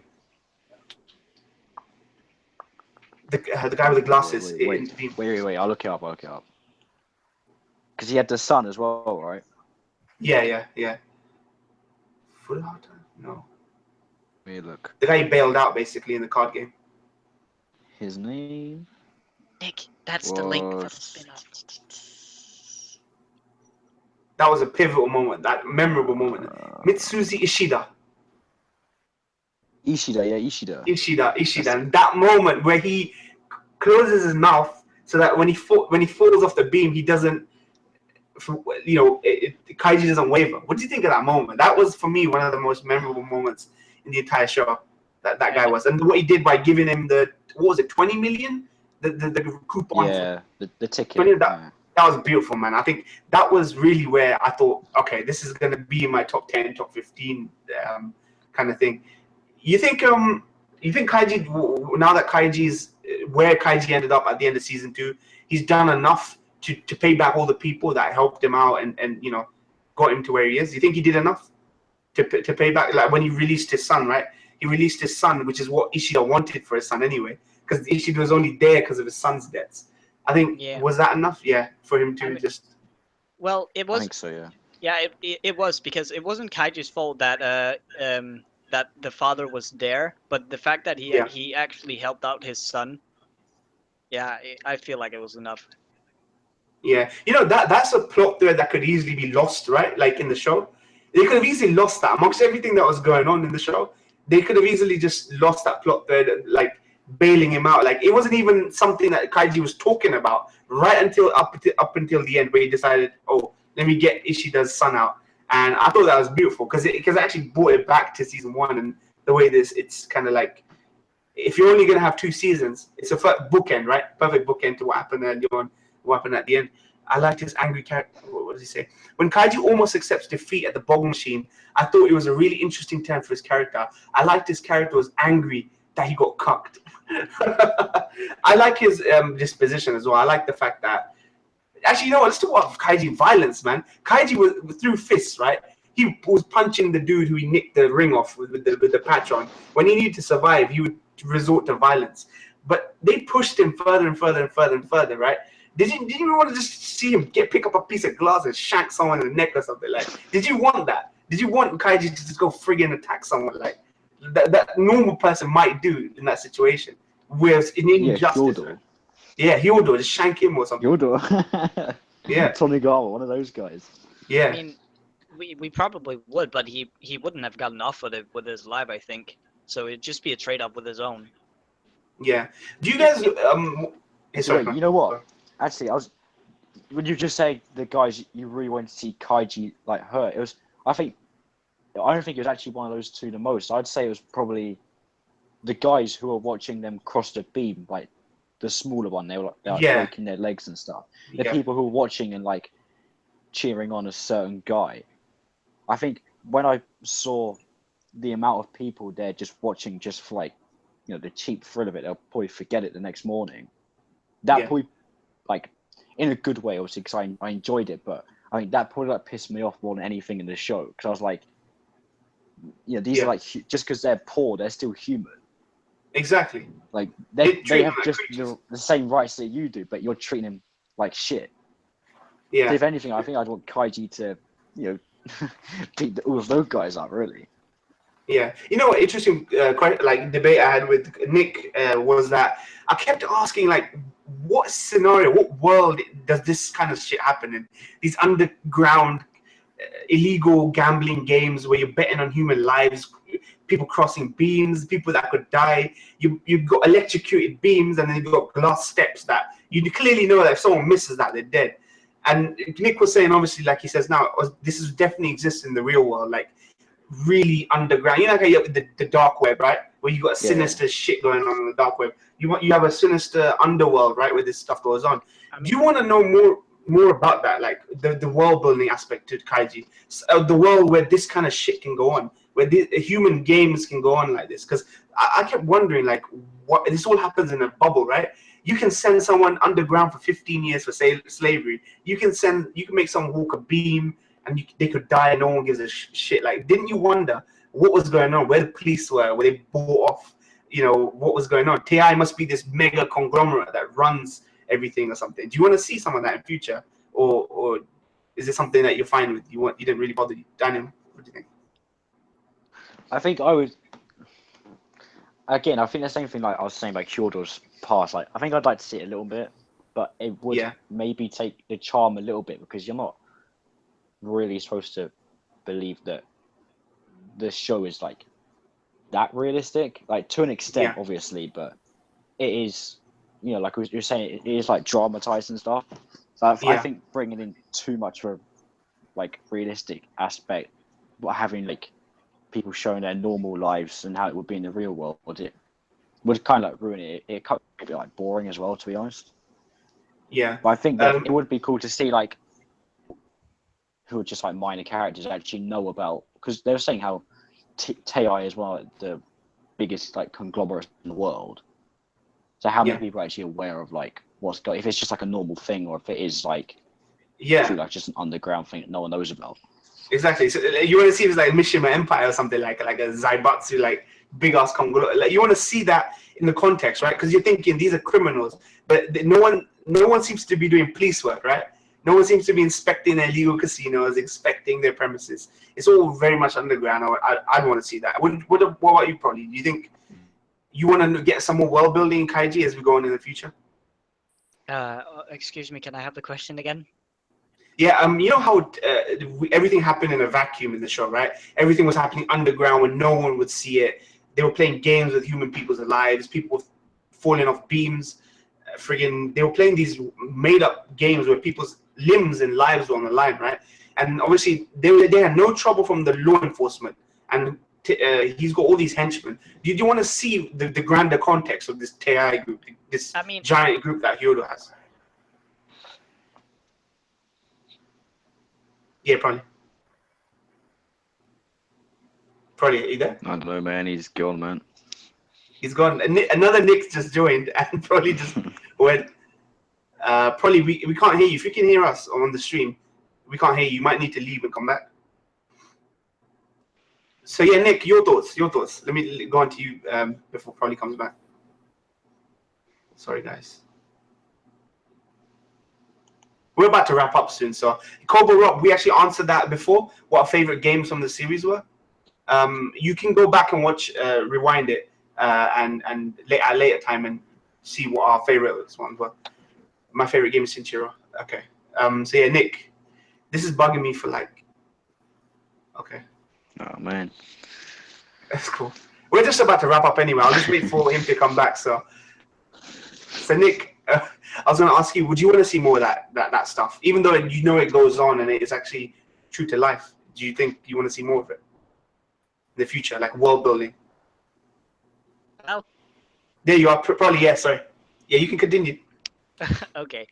I'm under the impression that in the world that they live in, Tei is like the over government. They seem to be like the one with the most power in there, since they can get away with this shit, and since they like when they did the rail thing, or when they were crossing the beams, there was so many buildings where there seemed to like maybe not be anyone at all. To have that much space at their disposal. That's exactly us. Yeah. Like I'm where was that neighborhood, right? Like a city that Yeah, I'm just under the impression that they have the most power, maybe even more than the police themselves. Yeah.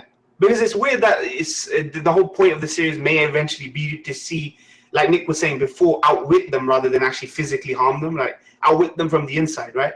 So will it ultimately be Kaiji outwitting them from the inside? This one guy, right? I don't think that makes any sense because it's anime, right? And it's slightly more exaggerated.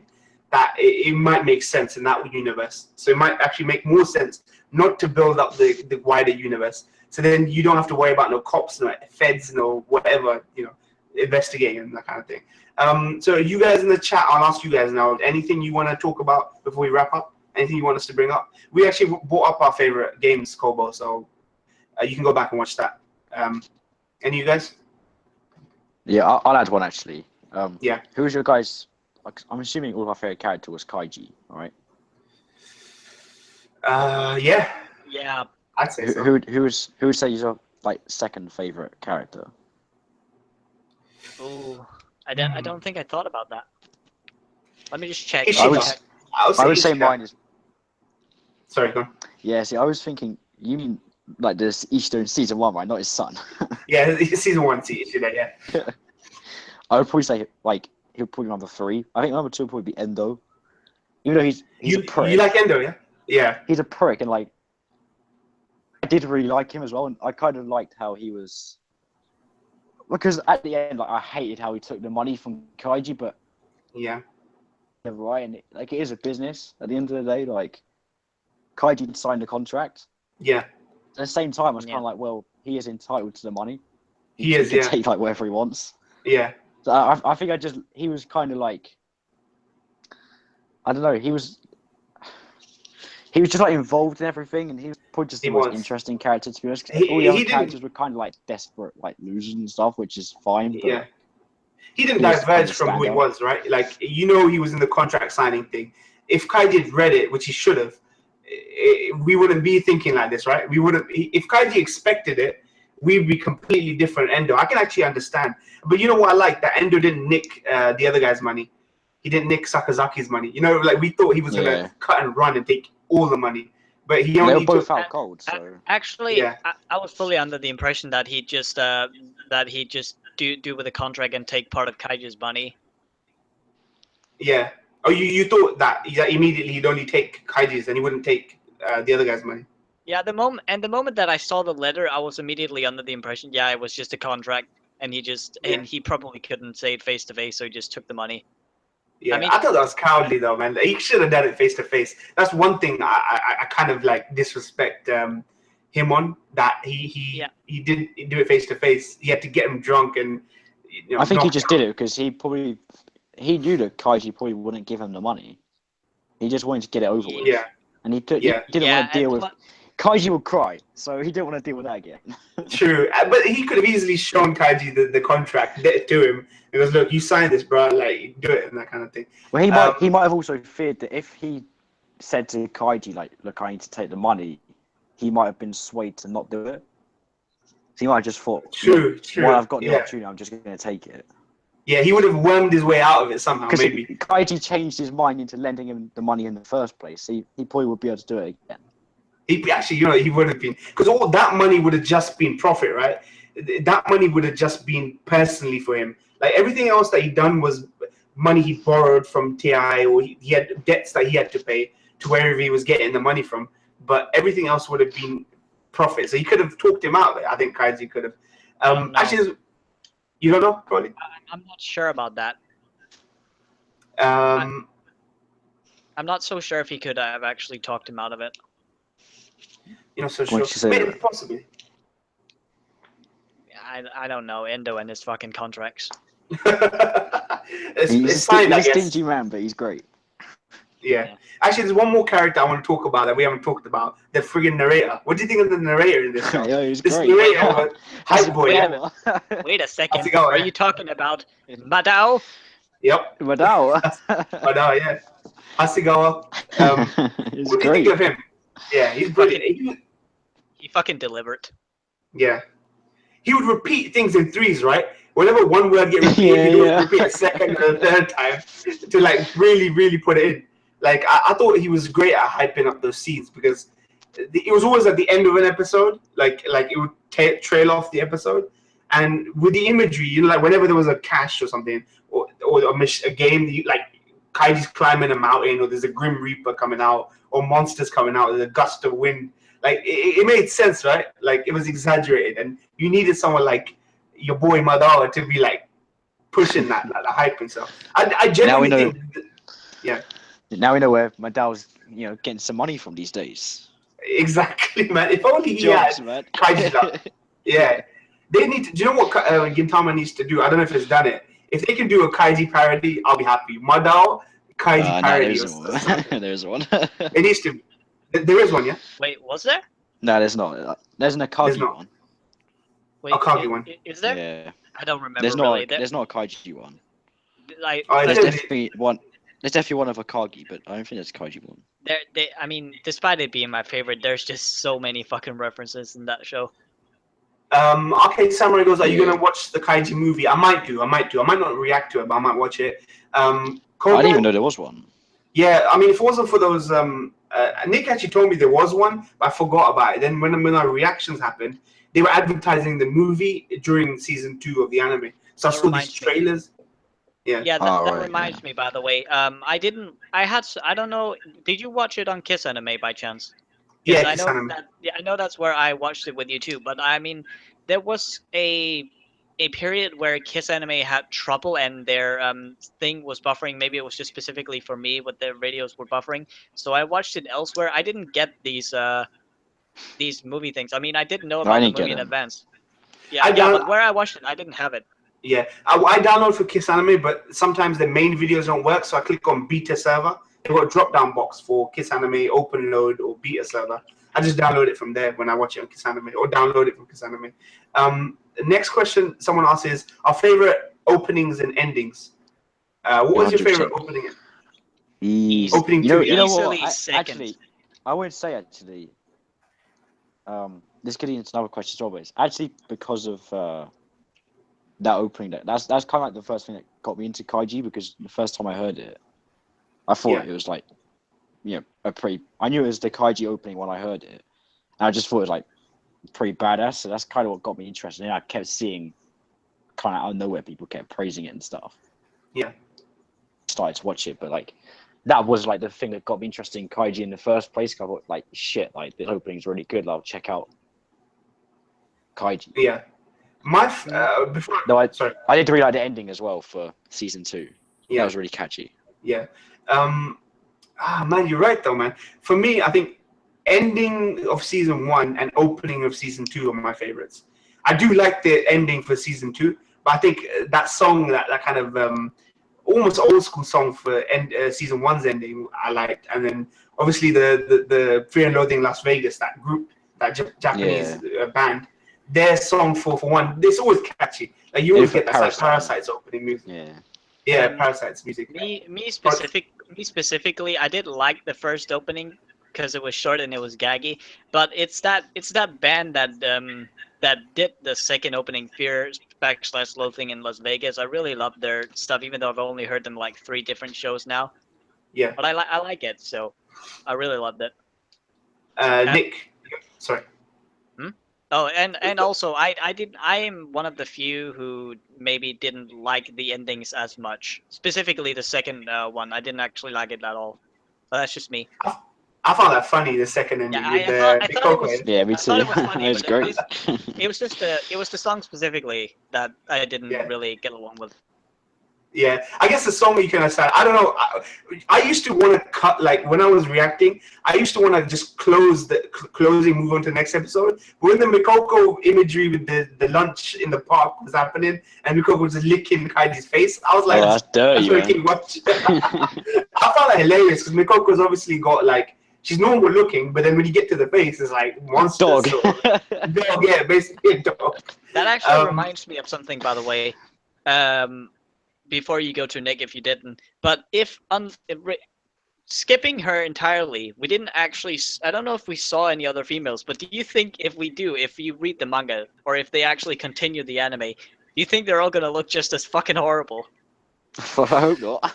Yeah, I hope not either. Actually, you know, that's an interesting point. There's a lack of females in this show, right? Think about it. I think you pointed it out in season 1 that during the first arc, you said that that it was sort of what's the word for thinking males are better than females? Yeah, that only men are deadbeats, right? Men are deadbeats and dead. Yeah. You pointed that out, that there was only men who were at the thing, and there were no females who were gambling or that low at it at least. Yeah.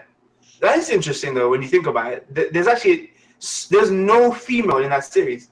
I know Mikoko has maybe a little cameo or something like at the end episode, but there are 0 females in that show. I'm trying to think if there was ever a female character. Yeah, I don't think there are any, because the underground is all men. The only female we have was the one who voiced the second Zawa. Yeah, the second Zawa, the feminine Zawa, yeah. Zawa. Zawa. I was gonna say, Nick, your favorite opening and ending? That too. Uso too. That too. So. Uso. Yeah, your favorite opening and ending. Is it just me or the OP from S1 was sung by Kaiji and ED of? Yeah, we they were telling us. Prolly was telling us earlier. I didn't. That, it was Kaiji's... someone else. Oh, it was. I was the one who only. Was it done by him? Yeah, the opening for season 1 was sung by Kaiji's voice actor, and the ending of season 1 was sung by Tonigawa's voice acting. I would never have guessed, man. Honestly. I never The guessed it. second Kaiji. But he said the second Kaiji opening. Yeah, sorry. Could you say that again, Nick? We missed that there. Your favorite opening and your favorite ending. I know you said the drum one, second one. The second Kaiji OP for me, I'm a musician myself. I play piano and drums and used to play the trumpet. So hearing that awesome drumming on OP2 clicks with me. OP2 is good though. I think you probably heard what we said. The first OP was just punk rock, which fits the punk Kaiji as mullet greatness. Actually, yeah, that look is very iconic, man. That 80s kind of. He's like an action hero for gambling, right? He's like instead of a traditional action hero, he's an action hero for all the gambling stuff. He's like the MC of Top Gun, exactly. Oh yeah. With the by the way, I've got something to ask you. I think you got tagged in it in the group, but there's this Giga. I don't know if you know who he is. He's a YouTuber who does anime related stuff, but he did a top 5 video on mangas he feel like should be more well known or should be recognized more. One of them was another gamble anime gamble manga that's gonna be that one. That's gonna get animated this that's gonna have an anime adaptation this summer. What's it called? Yeah, Gifty. He tagged me in that. Shigeru Rui is what he's typed in there.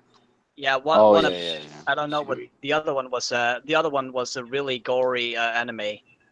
Yeah. Might not want to mix them up. So when is it getting adapted? This season, yeah, or next year? Summer, next season, or this season. Next season. This season. Kekuguroi. Okay, Kekuguroi. That's what he tagged me in, right? Kakiguroi. Yeah, I know Gifty tagged me in something, and he said you should check this out. That was the one. Okay, Kakiguroi. I don't have to say that is it by. That's what it's called. Kakiguri. Kakiguri. Okay. I don't know. Kobo in the chat says, I've read part of the manga and yeah, the women look like Mikoko. Oh, Lord. Maybe that differentiates them. Do you know what? I thought that Mikoko was just monstrous. But there's something about shipping Kaiji with Mikoko that's kind of cute though. When you think about it, think about him, he's an oaf, he's a loaf, shipping him with Mikoko and then them just having the little strolls and picnics. I kind of grew to like it because I think you don't know her, but you feel sorry for her just because who her dad is and how she looks. Yeah, you feel sorry for her. You do. Yeah, you can't pick where you get your looks from. She got it from her dad, I guess. It's like when Kaiji says that, he's like, God, why'd you have to get her looks from her dad? They look exactly the same. Exactly. That makes me want to even find out how the hell does Kaiji hook up with Mikoko in the future? Like, after saying that, right? Like, how does that happen? So maybe they're made for each other. Maybe they're actually really close to each other in personality. Well, I don't know if it actually happens or not, or if it's just like for the sake of the ending. I have no idea.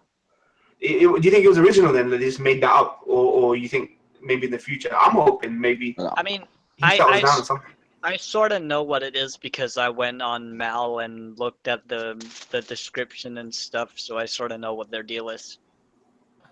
Oh, you know what their deal is, yeah? I know what their deal is. More just like you can't pick your station in life, Kaiji's, whatever genes you get, you're fucked. So what was the first bit, Nick, you said? I didn't finish it, sorry, bro. He said... Just like you can't... pick your station in life. In Kaiji's world, you can't pick your genes. Yeah, that's so true, man. Yeah, it'll be interesting to find out who Kaiji's mom and dad were, right? Like where he gets his distinctive and particular look from.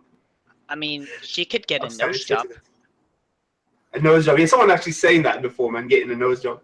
You know, I was wondering, like, there was an interesting thing where Kaiji got his fingers, obviously after he got his fingers cut off, he had them reattached. And it's pretty obvious that his medical bills would be so high that him getting his fingers attached would be a thing. Did you want him to get his fingers attached? Have interesting because I would have preferred him having no fingers, and it being an everlasting friggin' sign of his gamble, right? It would have made really a lot of sense, right? About what you actually gambled away, with a reminder there. What do you guys think of that? Did you want him? I don't specifically remember what they said, but you remember in the alleyway where where those two people, tried to rob him, yeah. Yeah, I think he used he used his fingers as like sort of bait to say, yeah, well, if you're gonna end up like me. I don't know if it would have been the same if he didn't have his finger. Maybe it'd have been worse. Okay, you know what? Never mind. Yeah. I And think yeah, I think the scars were enough, to be honest. Like, I think it would have been a Yeah. bit convenient for him to not have a fucking hand like for the rest of the series. it would have stopped him from maybe gambling, I guess, in some small ways or something. Maybe. Moina, can I say something about the live action film for a sec? Yeah, go ahead. Go ahead, Nick. I haven't seen it, so I don't really mind. Oh wait, actually, hold on. If he did actually not have his fingers, he probably wouldn't work that well as someone underground. Yeah, exactly. But then he would be laid up in that room, innit, where no one can work. I don't want to spoil. You can spoil, right? It's an amalgamation of season 1 and season 2, so I don't really mind. You can say if you want. Well, unless they add new stuff. The thing is, instead of Endo,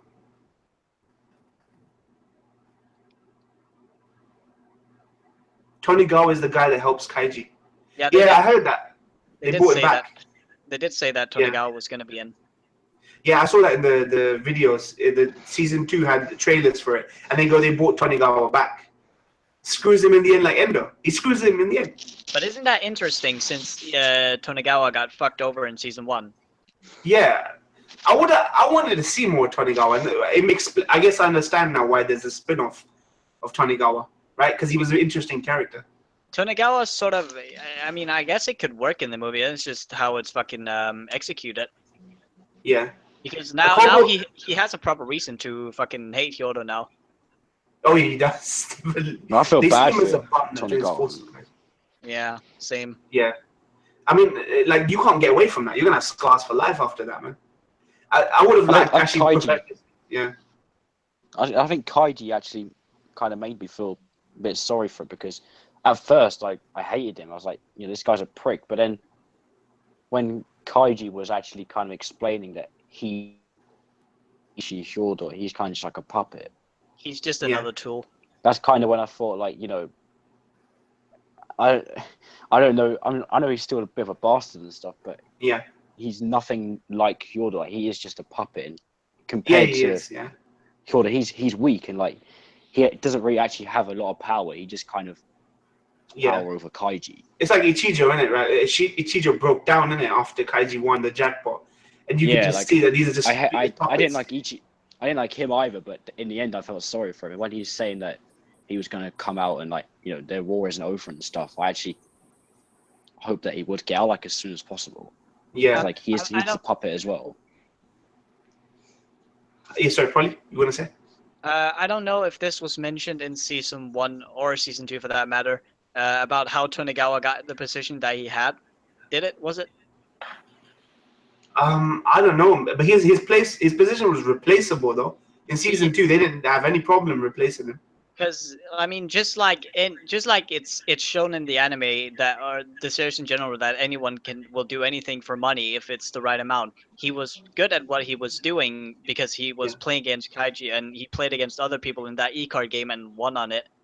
So he was good at gambling, and then he was probably bought by Hyodo to do stuff. Yeah. So he just became a tool for him.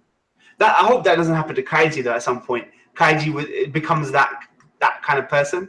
But maybe Kaiji might use that as an avenue to be on the inside, right? Be like Tonigawa, or be like one of these guys on the inside. So he works his way up and then ultimately screws him over. That would be interesting to see, though. I don't think so, because from the way that season 1 ended, it was pretty obvious that Hyodo isn't that dumb at all. He took Kaiji's not super great gamble and completely flipped it over. Yeah. And Kaiji got desperate and screwed himself over as well. Yeah, that tissue box thing was really interesting, man. That tissue box thing, I legit thought Kaiji would get that tissue box thing. I didn't expect he'd leave with his ear gone and his fingers gone, man. And someone goes, I would have preferred that Kaiji will stay with his fingers, but without the ear. I think, yeah, maybe. I mean, I'm not gonna lie, but the moment that it's not that when they said it's not when Hyodo said that he wanted both him and Kaiji to put the paper down with the mark on at the same time, but it was when Kaiji let go and he was still holding on to it. I was like, okay, I'm pretty confident he's gonna flip it over from here. Yeah, he was gonna do something, right? Yeah, He was I actually I thought he did. I was pretty sure he just folded the card. So I'm not trying to come off as that guy who just calls out everything and knows. Oh yeah, I knew that was gonna happen. I'm smart. I sort of did. I Yeah. sort of figured he folded it. Yeah, you know what I also like about season one is it established that usually when you have animated protagonists, they got plot armor, right? They'll keep winning while other people fail, but they didn't do that with the series. That bit at the end of season one was like established that look, Kaiji can friggin' actually lose in this, right? And that kind of reminds me of JoJo Part 1, right? Where you think your MC can never be defeated, right? And he gets defeated. So that establishes that JoJo ain't your run-of-the-mill, show, right? And that's what season one did for me. So that's why when you go into season two, there's a legitimate chance that JoJo, Kaiji might lose, right? So that creates the drama of the show. That's why the Bulk arc was so tense. Because at any moment you thought, that's it, he's lost. And then he got the money, extra money. Then he tried it again, and he still wasn't getting it. I think season one did a good job of just completely grounding the guy down. So that when you go into season two, you're rooting for him, but if there's a chance that you could lose. And I actually said this because these are games of chances, right? You want Kaiji to win, but then at the same time, you're throwing everything to chance, so there's a likelihood he might lose. So you got to create that likelihood that you either win or lose. What do you guys think of Ichijo? What do you think of Ichijo? Yeah, that's interesting. We haven't brought that up. Danny, what do you think of Ichijo? He was a bit like. I think he was just like a bit like power hungry as well, but he clearly didn't like Kyoto. He clearly didn't really like Kyoto. Yeah. Yeah. I think Kaiji easily could have been Ichijo if he was in his position, because I think Ichijo ultimately just like he wanted to take over the Teo group. But I think surprised if Ichijo was once like kind of like Kaiji or was in fear of becoming like him. So I think if Kaiji was to be in Ichijo's position, he would be just as like tactical and like he probably would have made something like the Bog as well. Yeah. Because he's smart enough to make it. Yeah. So I think he probably would be kind of similar to Ichijo. I think they're only so much different because they're in completely different. I think if they were in each other's shoes, they would have done exactly the same thing. I think Ichijo's comfortable with the control he has, right? He has control of these machines, yeah. And normally, there's always a twist to things, right? So his machines are all at least rigged in the house's favor. So he's comfortable in that position. He thinks that everything's all sorted for him. No one can challenge anything. But then, when Kaiji walks into his casino, right? He's already a celebrity, right? Everyone knows who he is. So his name from season one kind of spreads around that he's there. So, and the guy who replaced Tonegawa tells Ichijo, don't underestimate this guy. He walked into your establishment, don't underestimate this guy because this is what he did and this is what he did. So I think there is a great rivalry there, man. Honestly, like Kaiji in his position, because Kaiji reverse engineered everything, right? Not only from the friggin' hammers, but he deconstructed everything that was set up in that thing. The tilt, the hammers, the rate at which the balls were going in. He was like an antichrist of what he was, right? So I think and the rivalry set up now that come back to fight me another day. Do you think that's possible right now that might be foreshadowing to Kaiji becoming some prominent guy in TI group? You guys think that's some sort of foreshadowing or something? Wait, that people can be replaced easily? Because Daniel just brought up right now that Kaiji could have been in his position, right? With the wits and the smarts and the way so carefully set up, right, to be in the house's favor, that no one ever wins the Bog unless someone wants you to win the Bog. Kaiji completely reversed everything that was going against him, from the pins to the thing. So complete reverse. So he's got the same wits about him that Ichijo has, and Ichijo is now obviously going to get screwed out of his position. You think there's a chance that one day Kaiji, with all his wits and his and whatever talent that he's got, that he'll get scouted out by TI group and become someone in his position, Ichijo's position? Prolly, what do you think? I doubt it, because the way that they established his relationship with Hyodo, I really doubt that that Hyodo would be dumb enough to get him on his side, and I really doubt that Kaiji would fall for it too, because they'd probably sort of trick him somehow. Yeah. as they have already. I Yeah. don't think so. Besides, like I said, I've been on Mal, so I sort of know what the next few things are about in advance. Well, not fully, but I know a few little details of what's gonna happen. Yeah. I mean, have you read the spin-off? Sorry, I didn't see your comment, Nick. Could you type it again? Probably, I haven't read the Tonigawa manga, but does Tonigawa come up the same way that Kaiji comes up? I Like don't from know. being a gambler to... I haven't actually read I'd the. be interested. Yeah, it'd be interesting to see if their backgrounds are similar, like in terms of being headhunted or scouted, by TI Group. I think Ichijo severely underestimates his opponent, who became a slave and overestimated his own skills. Because he trusted the skills he used to get into his position. Yeah, no, I agree. I think the confidence, right? The ego and the confidence, the hubris that he had to get to his position. He didn't think it would be undermined but that's all Hyodo's fault, right? Just because Kaiji undermines Ichijo, that affects his position, just like it affected Tonigawa's position. So it's like going up against Kaiji is a death sentence for anyone, right? So no one would want to be in that position. I'm sure Tonigawa and Ichijo would tell people, do not cross Kaiji now. Kaiji can easily become an Ichijo 2.0. I think I remember we having the discussion, this 2.0 discussion, that Kaiji could become.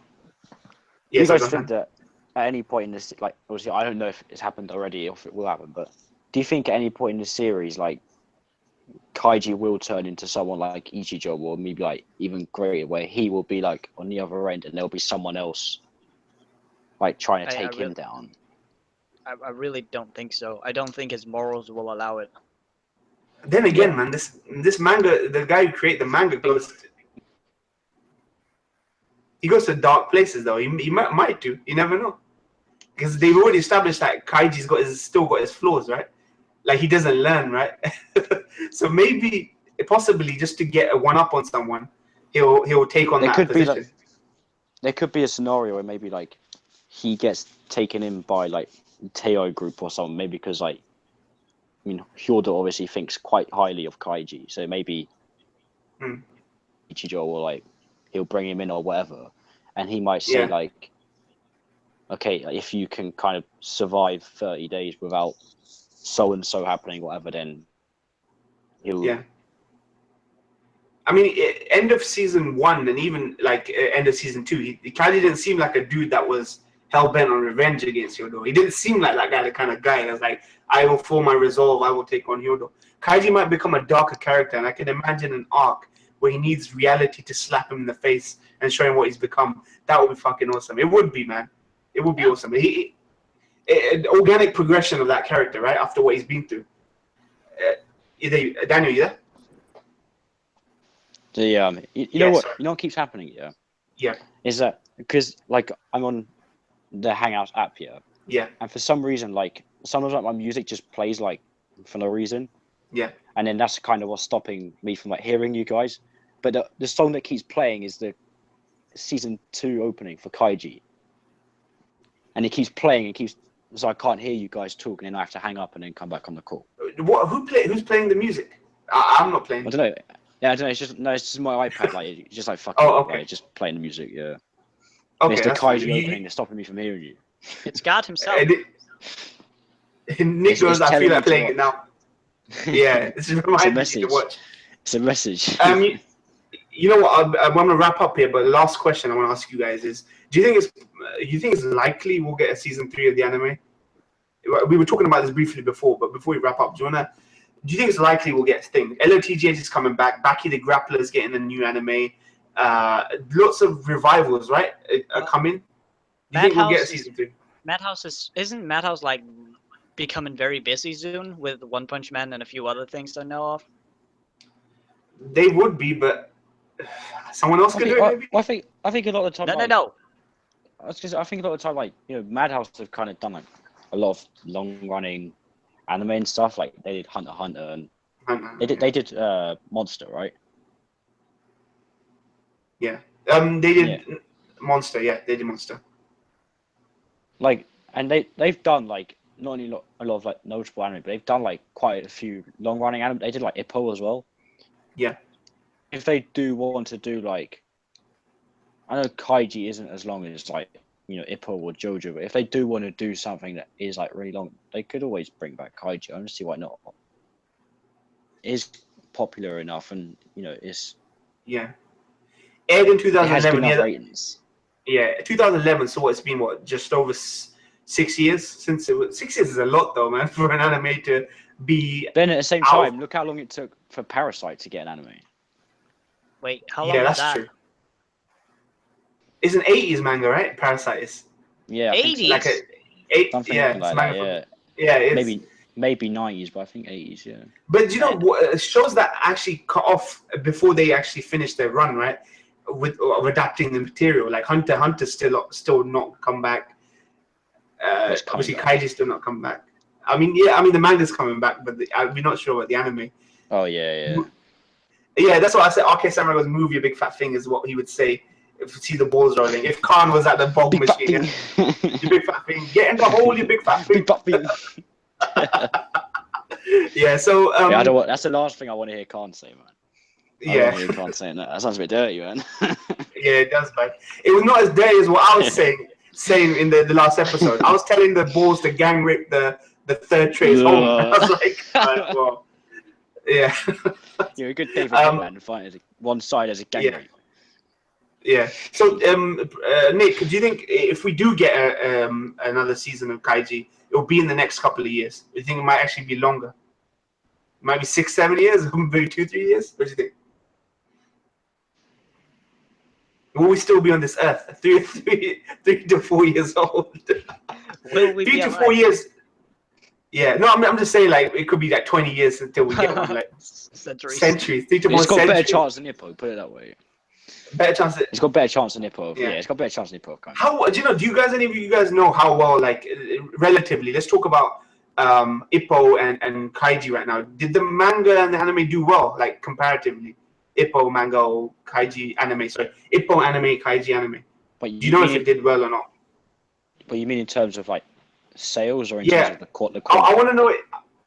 No sales, because I want to know if it's not coming back just because of sales, or is it because? Yeah, I mean, what do you guys think? Like, is it necessarily ratings and money that's the reason these aren't coming back? Kaiji's sequels and Ippo sequels, or it's other reasons. I'm confident that if a series doesn't sell well, then it probably won't get an anime adaptation. But this is the type of thing that I'm not smart on, and you should ask Nick because he's a smart ass. Well, I don't know how do you think reliable this is, but the Ippo anime on MyAnimeList is lower down in the popularity than the Ippo manga. Okay. So it must be like at least kind of around the same. Do you think we're misinformed about popular shows? Like animes we think are actually really, everyone loves it because it's got universal praise. Do you think we're misinformed about how well they do? There's a lot of animes out there that I first thought everyone loved and it must be popular. And then I found out that they didn't sell well, like, the ratings weren't that high when it came on. Like, do you think that's the case? That we're misinformed, that these animes really don't do that well and they need films to advertise a series or something? I think it goes down to like piracy and stuff mainly, because like something like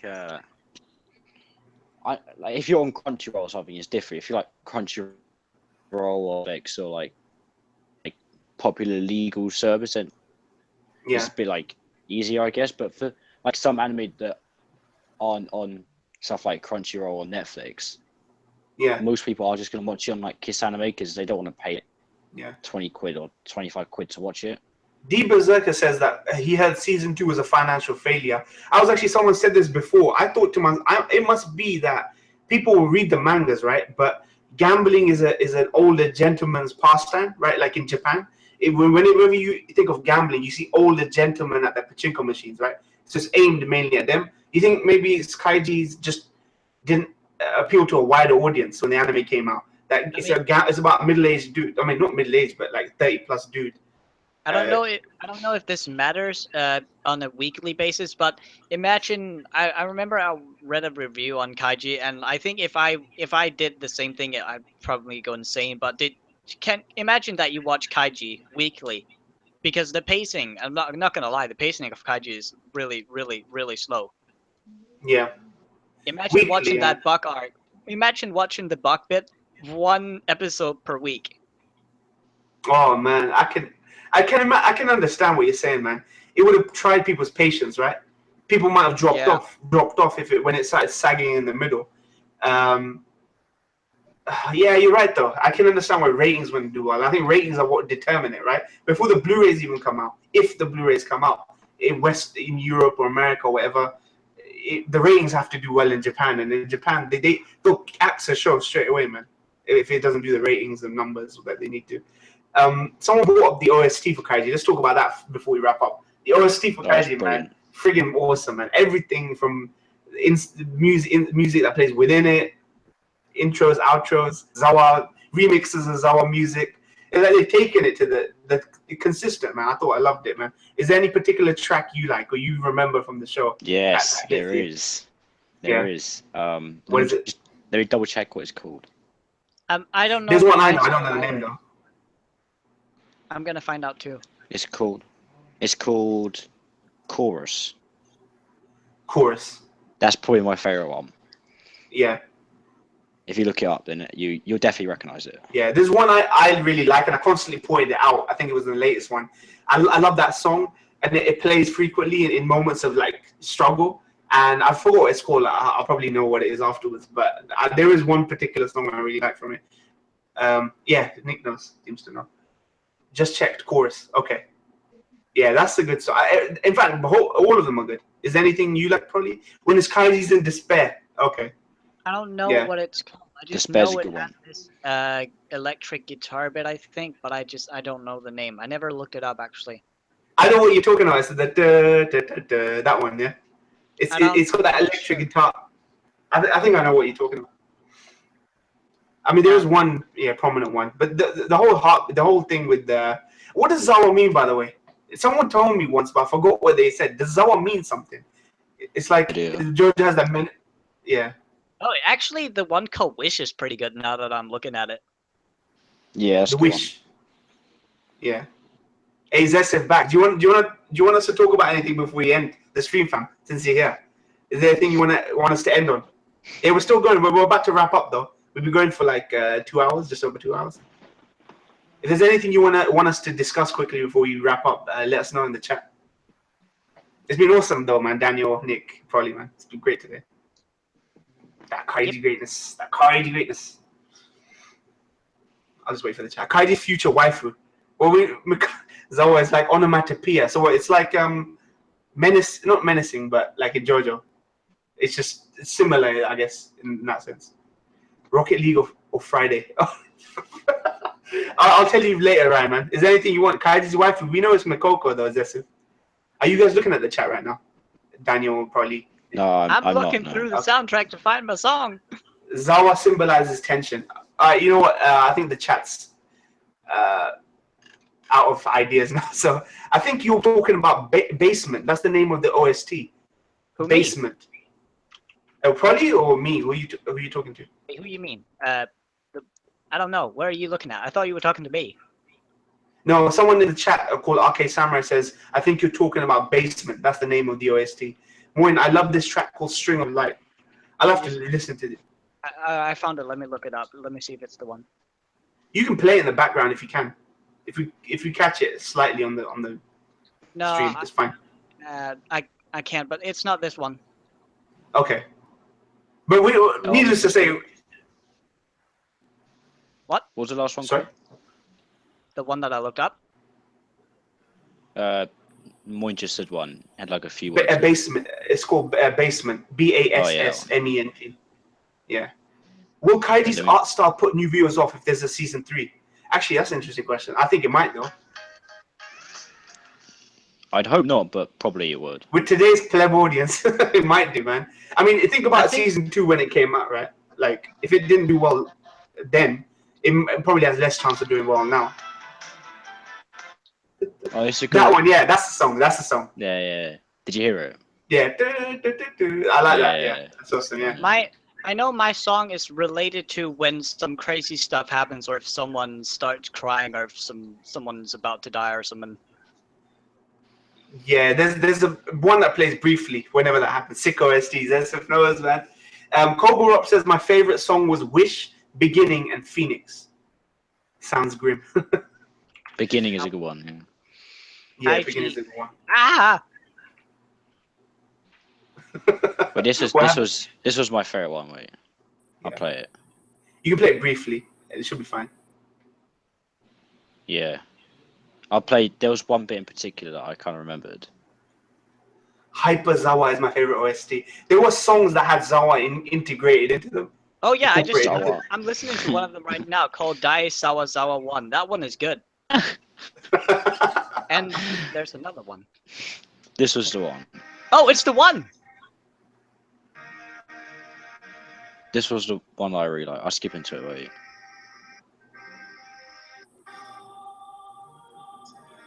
No, I know this one. Yeah. Yeah. That played in season 1 a lot. That was season that 1 was the one that was like that played a lot when like the villain was kind of winning. Yeah. When it was touch and go, there was a play when it was touch and go, right? You thought maybe he can do it, maybe he can't do it. And, yeah, I remember those songs. I Like found Kaiji was gonna lose. Yeah. this is what it's called. This was the one that I was thinking of. The one with the sick guitar. Okay. Oh wait, are you waiting for me to play it? Yeah. Oh no, I just posted it, so I thought someone else would do it for me. All right. Okay, What's it called? What's it called? It's called Dai Sawa Sawa 2. D-A-I, not die. Okay. Yeah. Okay. Yeah. Oh wait. These names, man. Dies Zawa. Yeah, Zawa 2. Yeah. 2, yeah. It's not Metal Gear Zawa.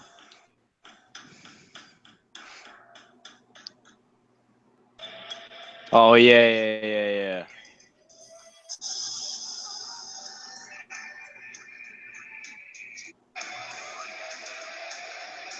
Yeah, that was a good one. Oh yeah. Wait. That bit. Wait. I cut it off at the wrong moment.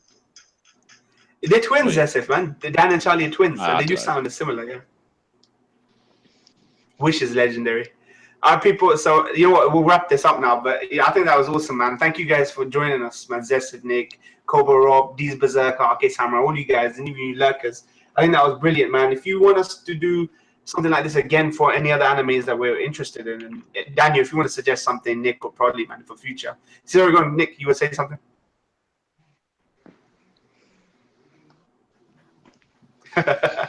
I promise to have a microphone next time. No worries, bro, man. I think doing it this way was interesting because at least we were focused on every single word that you said, so we could address.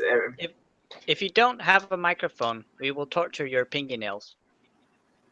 Yeah, we'll stick the pins in your fingernails, man. That was, that I think overall, from not over the top perspective, but as far as real life torture goes, which is something they do, right? It's about putting things under the fingernails. That was enough for that season for me to be like, wow, this is adequate motivation for Kaiji to not go in deep with these guys again. Teai again. Ryuzaki L, yup, Gundam podcast next. Oh yeah, Ryan, we'll sort the Gundam next, man, when I get to enough of it. Hyodo versus Kaiji season 6. Hopefully, man. I hope Hyodo ends up dead. There's no scenario where I can't imagine Hyodo not being dead and that being like the biggest catharsis of all, where like Kaiji's done it. He's done in this old dude that's just like David Rockefeller running the world from friggin' the darkness and shit. Like that's what I want, man, because that's what he is. He's that sinister puppet master figure, right? What was your favorite arc? He's like that Rothschild, isn't it? Yeah, we discussed that already. Is that stuff? You can watch the archive once we're finished. We discussed our favorite arcs. Yeah. Imagine Kaiji somehow making Hyodo go bankrupt. Yeah, I guess. Yeah, dissolution. I wouldn't right? be surprised actually. Actually, I think that might be more likely than Hyodo getting killed himself. That he just simply loses all his money because that's what he's about, money. Because you know the interesting thing with Teai Group and that world is you don't need to be qualified in anything to make your way up, right? You just need to be willing to follow orders, right? Hyodo's orders. And the better you follow them, the higher up you are in the chain. So you can get to a pretty powerful station, right? Without needing a business degree, without needing finance knowledge. So you can make your way up in that world. Yeah. But you do probably have to like be his bitch, because remember there was that one guy, I think Hyodo was it was like just one of the fodder, like he sneezed or something and he got sent to like the other room. Yeah, Like, one guy sighed, and he's yeah, like, that was it. Yeah, yeah. he sighed. Yeah, and he could like sit to the other room just for sighing. It was like, But yeah. And do you remember when he stood in the wine, the kind of vase, not vase, but plate of wine, like, and he stepped in it, and he told people to lick it after he stepped in it. All this weird shit that he that's disgusting. That was disgusting. and Ichijo actually went from cleaning toilets to doing the same thing you just mentioned to then being the owner of a casino, sorta. Yeah. Yeah, I mean, exactly. It makes you wonder, innit? Like, these people can work their way up. And just like Kaiji, man, I think Kaiji can get... Moon's going to finish Joe before he finishes Gundam Z. All right. Now I want to buy all the games from Kaiji with torture devices included. They were advertising some mobile phone games, right? In the season 2 live reaction.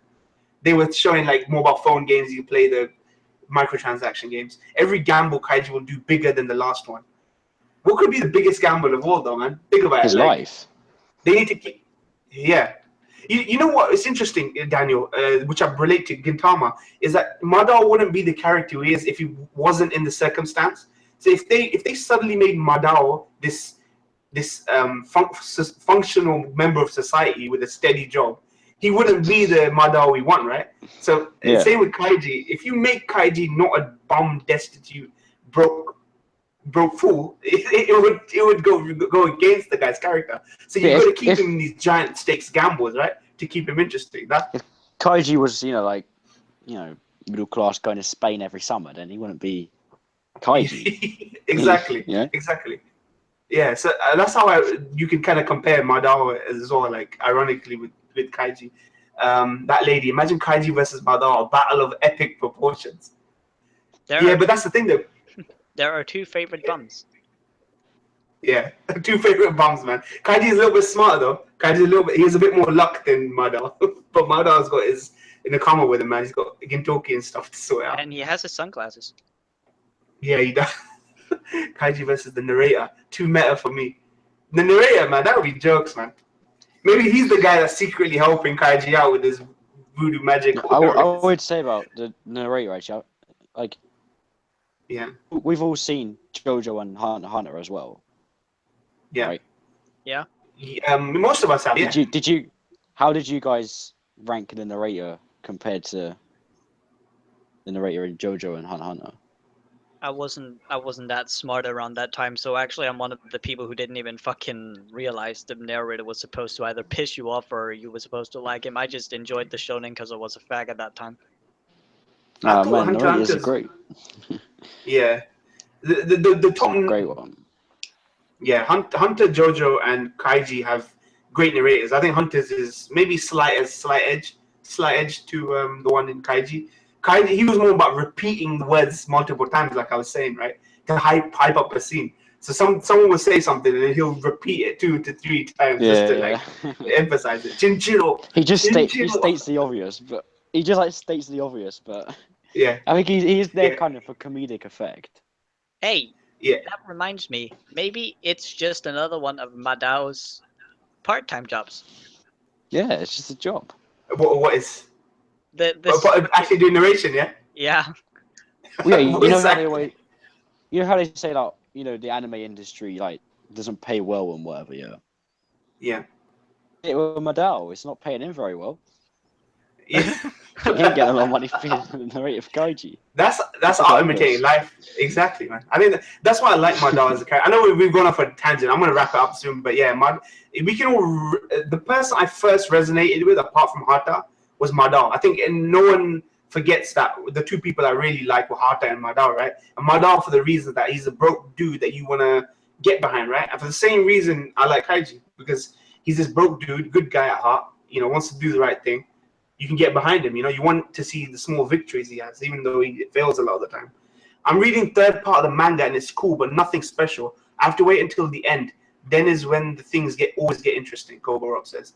So you're on the manga, yeah, part 3. I might actually go onto the manga. If I wait a bit, I'll wait a little while, see if there's any news about the thing. Then hopefully I'll add it to first one you got to finish at 20th Century Boys. Yeah, exactly. I know Nick wants me to do that. I promise Nick I will do it, man. It's just because of Ramadan.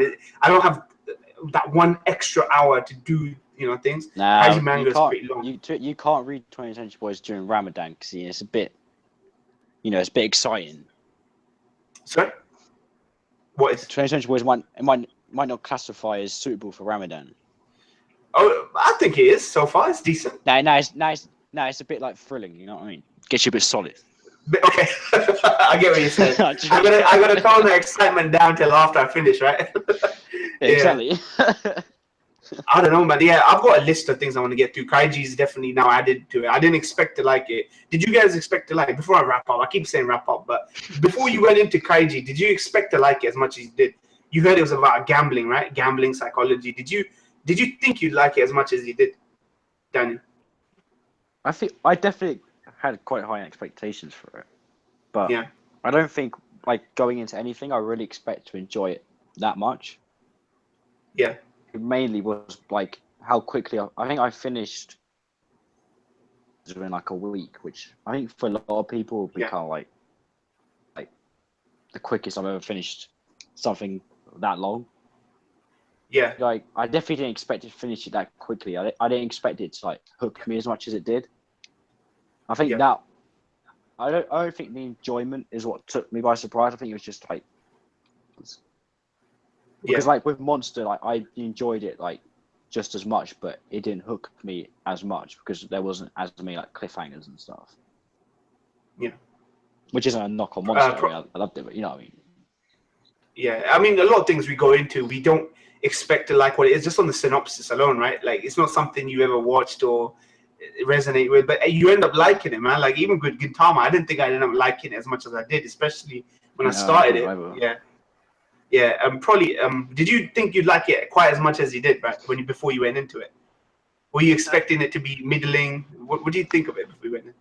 Oh no, I mean, I was looking forward to watching gambling. I hadn't watched anything at all that was gambling related in anime, and I thought it'd be interesting. I just wasn't aware that.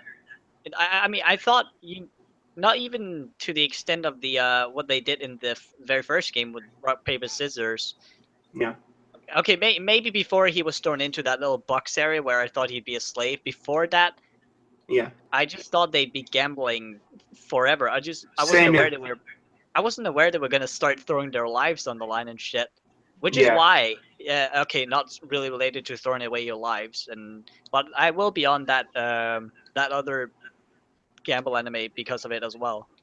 Gambling just seems really interesting. It's like I don't want to gamble, but I like to watch it.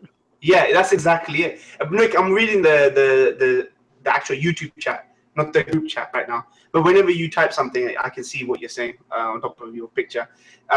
Nick, what do you think, man? Did you expect to like this as much as? Did you know about it going in? Did you expect to like it anywhere near as much as you ended up?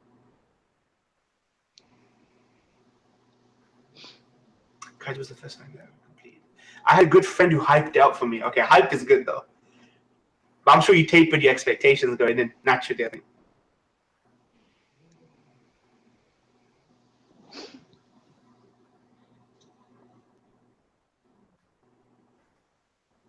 I kind of have some personal issues with gambling. Not me, myself.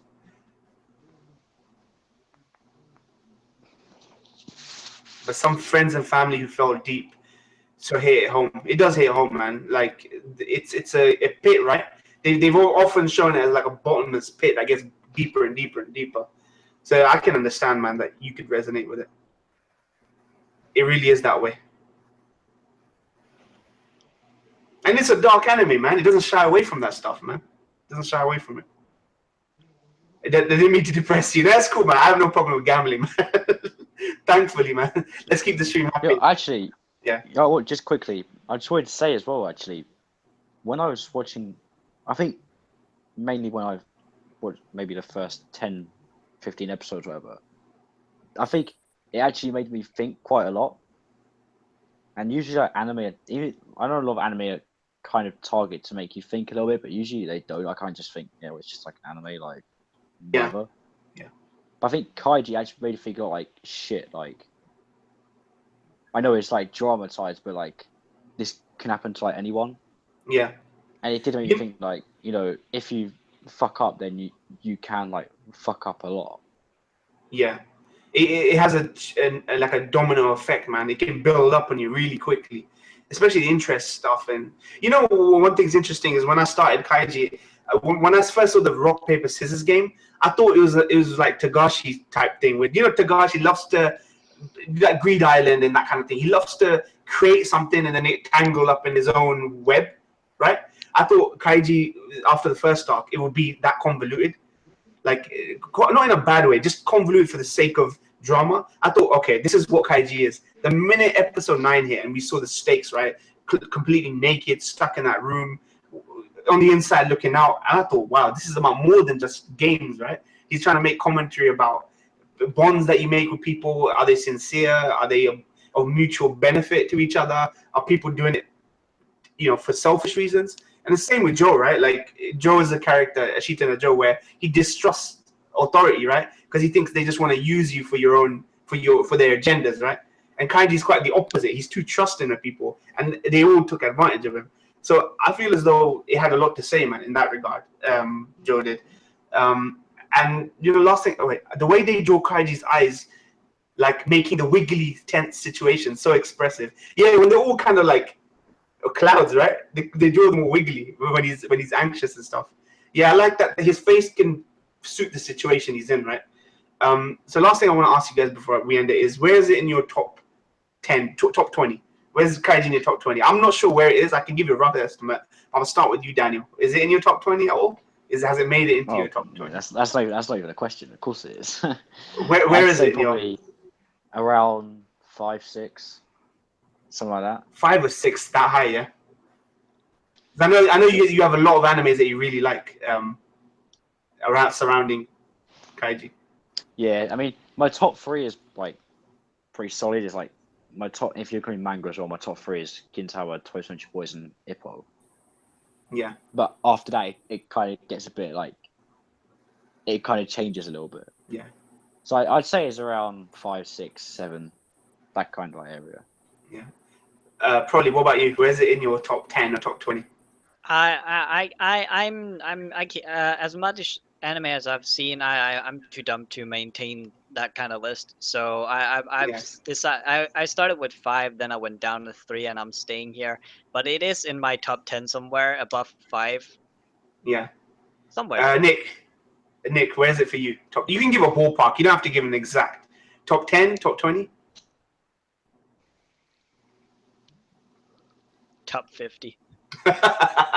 Zesif will probably put it there, man. But Zesif's kind of showing his colors right now. Like, he really actually likes Kaiji.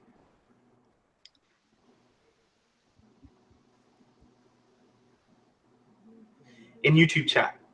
Okay, probably top 15, but lower top 15. I'll be honest. What's above it? 15. There ain't 15 seasons of Gintama that you can put above it. I actually don't know Nick's top 15. Like, the one person who's top 15 I don't actually know is Nick's, because I never really asked him like that deeply about what it is. I got too many other shows, he goes. I'll be honest. I need to compile one. For me, I think it's definitely 10, low top 10, somewhere down there. I need to reevaluate. It's definitely my top 10. Wait, I just ask, I guess I got you more than one, because it's not low, but it's lower than us. Like, and for you as well, Nick, like, is it at that number because you didn't enjoy it as much, or is it just that there are other shows that you just enjoyed more, but you enjoyed it like the same amount? You know what I say, Daniel, is that when you've got 4 9s, right? If you give 4 animes 9s, you got to rank them somehow, right? There's very little difference. There might actually be a 0.1 difference between these animes. So what might look low to you is actually, if I was to mal rank it, would still be a 9, right? So I'd still give Kaiji a 9. It's difficult ranking something you give the same score to. So you got like 23, 30, 48s in your mal, right? People are wondering, what does that say, man? Like, where does this go? So Justif says that you should arrange them in order of your favorite genre, right? So if you like Gintama or Shonen or something, you might give it more weighting than something like a shoujo at 8, which is an 8, or 9 or something. I'd give it a 9, Nick goes. Yeah, I'd give it a 9 too. I can't like. Yeah, I can't. You know what it is? Like, I was saying this, Daniel. Like, the most honest reaction is when you're watching it in the moment, right? And then people go off and get pretentious about it and do their reviews and type long words and say, "Oh, I remember this bad." They criticize. I think I watched it. It was a 9 for me while I was watching it, so it has to be a 9 afterwards. I wouldn't lower it, nitpick it too much. More, and if ordering by genre, probably in suspense psychological shows, it would be top 5 like Monster. I think that's fair enough. I can understand why it would be top 5. It might be for me if there wasn't for the fact that there are certain other kind of shows that I put above them slightly. To me, it's in top 1, the only anime that I've seen. Kobo, you're literally saying that Kaiji is the only anime you've seen, right? Or did you watch it recently? Or that did is you not a watch bad anime to start off with. Started from Yeah, the that's bottom, true. now we're here. Yeah. How do you guys think? Actually that like Kaiji would serve as like someone who's never actually seen anime or like, read manga before? Do you think he'll be like successful? Or... Would you say that like gateway anime, right? For their first anime, right? Or gateway into that genre? into it would be anime decent. like, in general. Yeah, I think it would be good. Like you know, I think like, because I think Death Note was like a popular one, yeah, for like a gateway series. I think Kaiji could easily be like the same because they're both. I don't know if Death Note actually falls under the psychological genre, but it is. yeah. So, I mean, I think they could probably be like around the same. I think shows like Kaiji, shows like Death Note, Kaiji, these shows are good gateway animes. I think Kaiji could be. You know what I mean? Where Kaiji is seinen, right? We all know Kaiji's seinen, but the way it presents his drama that's slightly over the top, it's like a shonen, right? It's got that goofy element to it, so it's approachable. So it's got the energy without being as boring. If it was a straight up, show about gambling, like dark, grim, none of that, it would be boring, right? And I praise them though. It didn't do so well season 2, apparently, like according to the chat. So maybe it's just that, like, no matter how well you make a gambling anime, it might relate only to some people, man, which is a shame. Rakugo was born in greatness, molded by it. Yeah, man. What a way to start your anime, man. I did Ippo, man. No regrets there. Ippo. I think Ippo's a great anime as well, sports anime, because then people look down on sports anime, right? If you started with it, then you're one of the few people that has appreciation for it. I actually grew appreciation for sports. Not even Ippo, man. I loved Ippo, but I still didn't understand sports as an anime. So I actually dropped Haikyuu. Some of you guys don't know in the chat, but today I watched 1.5 episodes of Haikyuu and I dropped it. What? I didn't tell you this yet. I'm going to share it with the chat right now because there's no one here to be triggered right now. But I dropped Haikyuu after 1.5 episodes. It was just go Haikyuu. You know, the dialogue was so cringe, right? It was so cringe and formulaic, right? He's this guy. He's got his rival, but they share an admiration. You know, the archetypal. That's exactly like Ippo and said. So that's like Ippo and Miyata. Yeah, but Ippo was a time and place, though. I saw Ippo like when I was watching Naruto, when I was watching Bleach, when I was watching, shows like that. So time and place, I guess. I don't know about Haikyuu though. So Haikyuu doesn't match up. Man, Haikyuu is the good, but to be fair, like a lot of people don't like it. So yeah, it just didn't do it for me, man. So RP channel, yeah. Alice did tell me that you dropped it before we started this, so I already knew in advance. Oh, you knew it already? How much does that spread, man? The word spreads like cancer. I mean, Haikyuu doesn't match up to John. On Discord, we have this mini group, which mini spoiler, we kicked Nick out because he's not active. But we have this mini group where she's in it as well, and like I was told that you dropped it because I don't know if you noticed, but I'm not always around in your Twitter chat. Yeah, I understand. Yeah, because you started on Discord, really, man, at the end of the day. So I understand, like, your people you're used to talking to are there, right? So. Yeah. But Genevieve started backbiting about me in the Discord. I knew she'd be more triggered than she said. It's cool though, man. I have nothing against people that like Haikyuu. They can enjoy it, man. Don't worry. She got mad triggered. For me, it's too transparently shown, and you understand what I mean. It's just way too obvious. The minute you start it, it's way too obvious. This is that guy. This is that guy. She's this person. He's going to be talking like this. I'm like, oh, I can't do this no more, man. So I ended it halfway through. I didn't think you were going to enjoy it, to be fair. But like, yeah, I feel like the thing is, though, sorry, how old are you, Moin? 31. Yeah, I mean, if it's children's, I mean, it's not targeted like your age group. To be fair, so like. Yeah, but even look, I appreciate shows like Joe, right? Like Joe, Ashita no Joe. I can appreciate that show like that, which has a really interesting MC. I've seen Death Note. Ashita no Joe is like a classic. To be fair, so.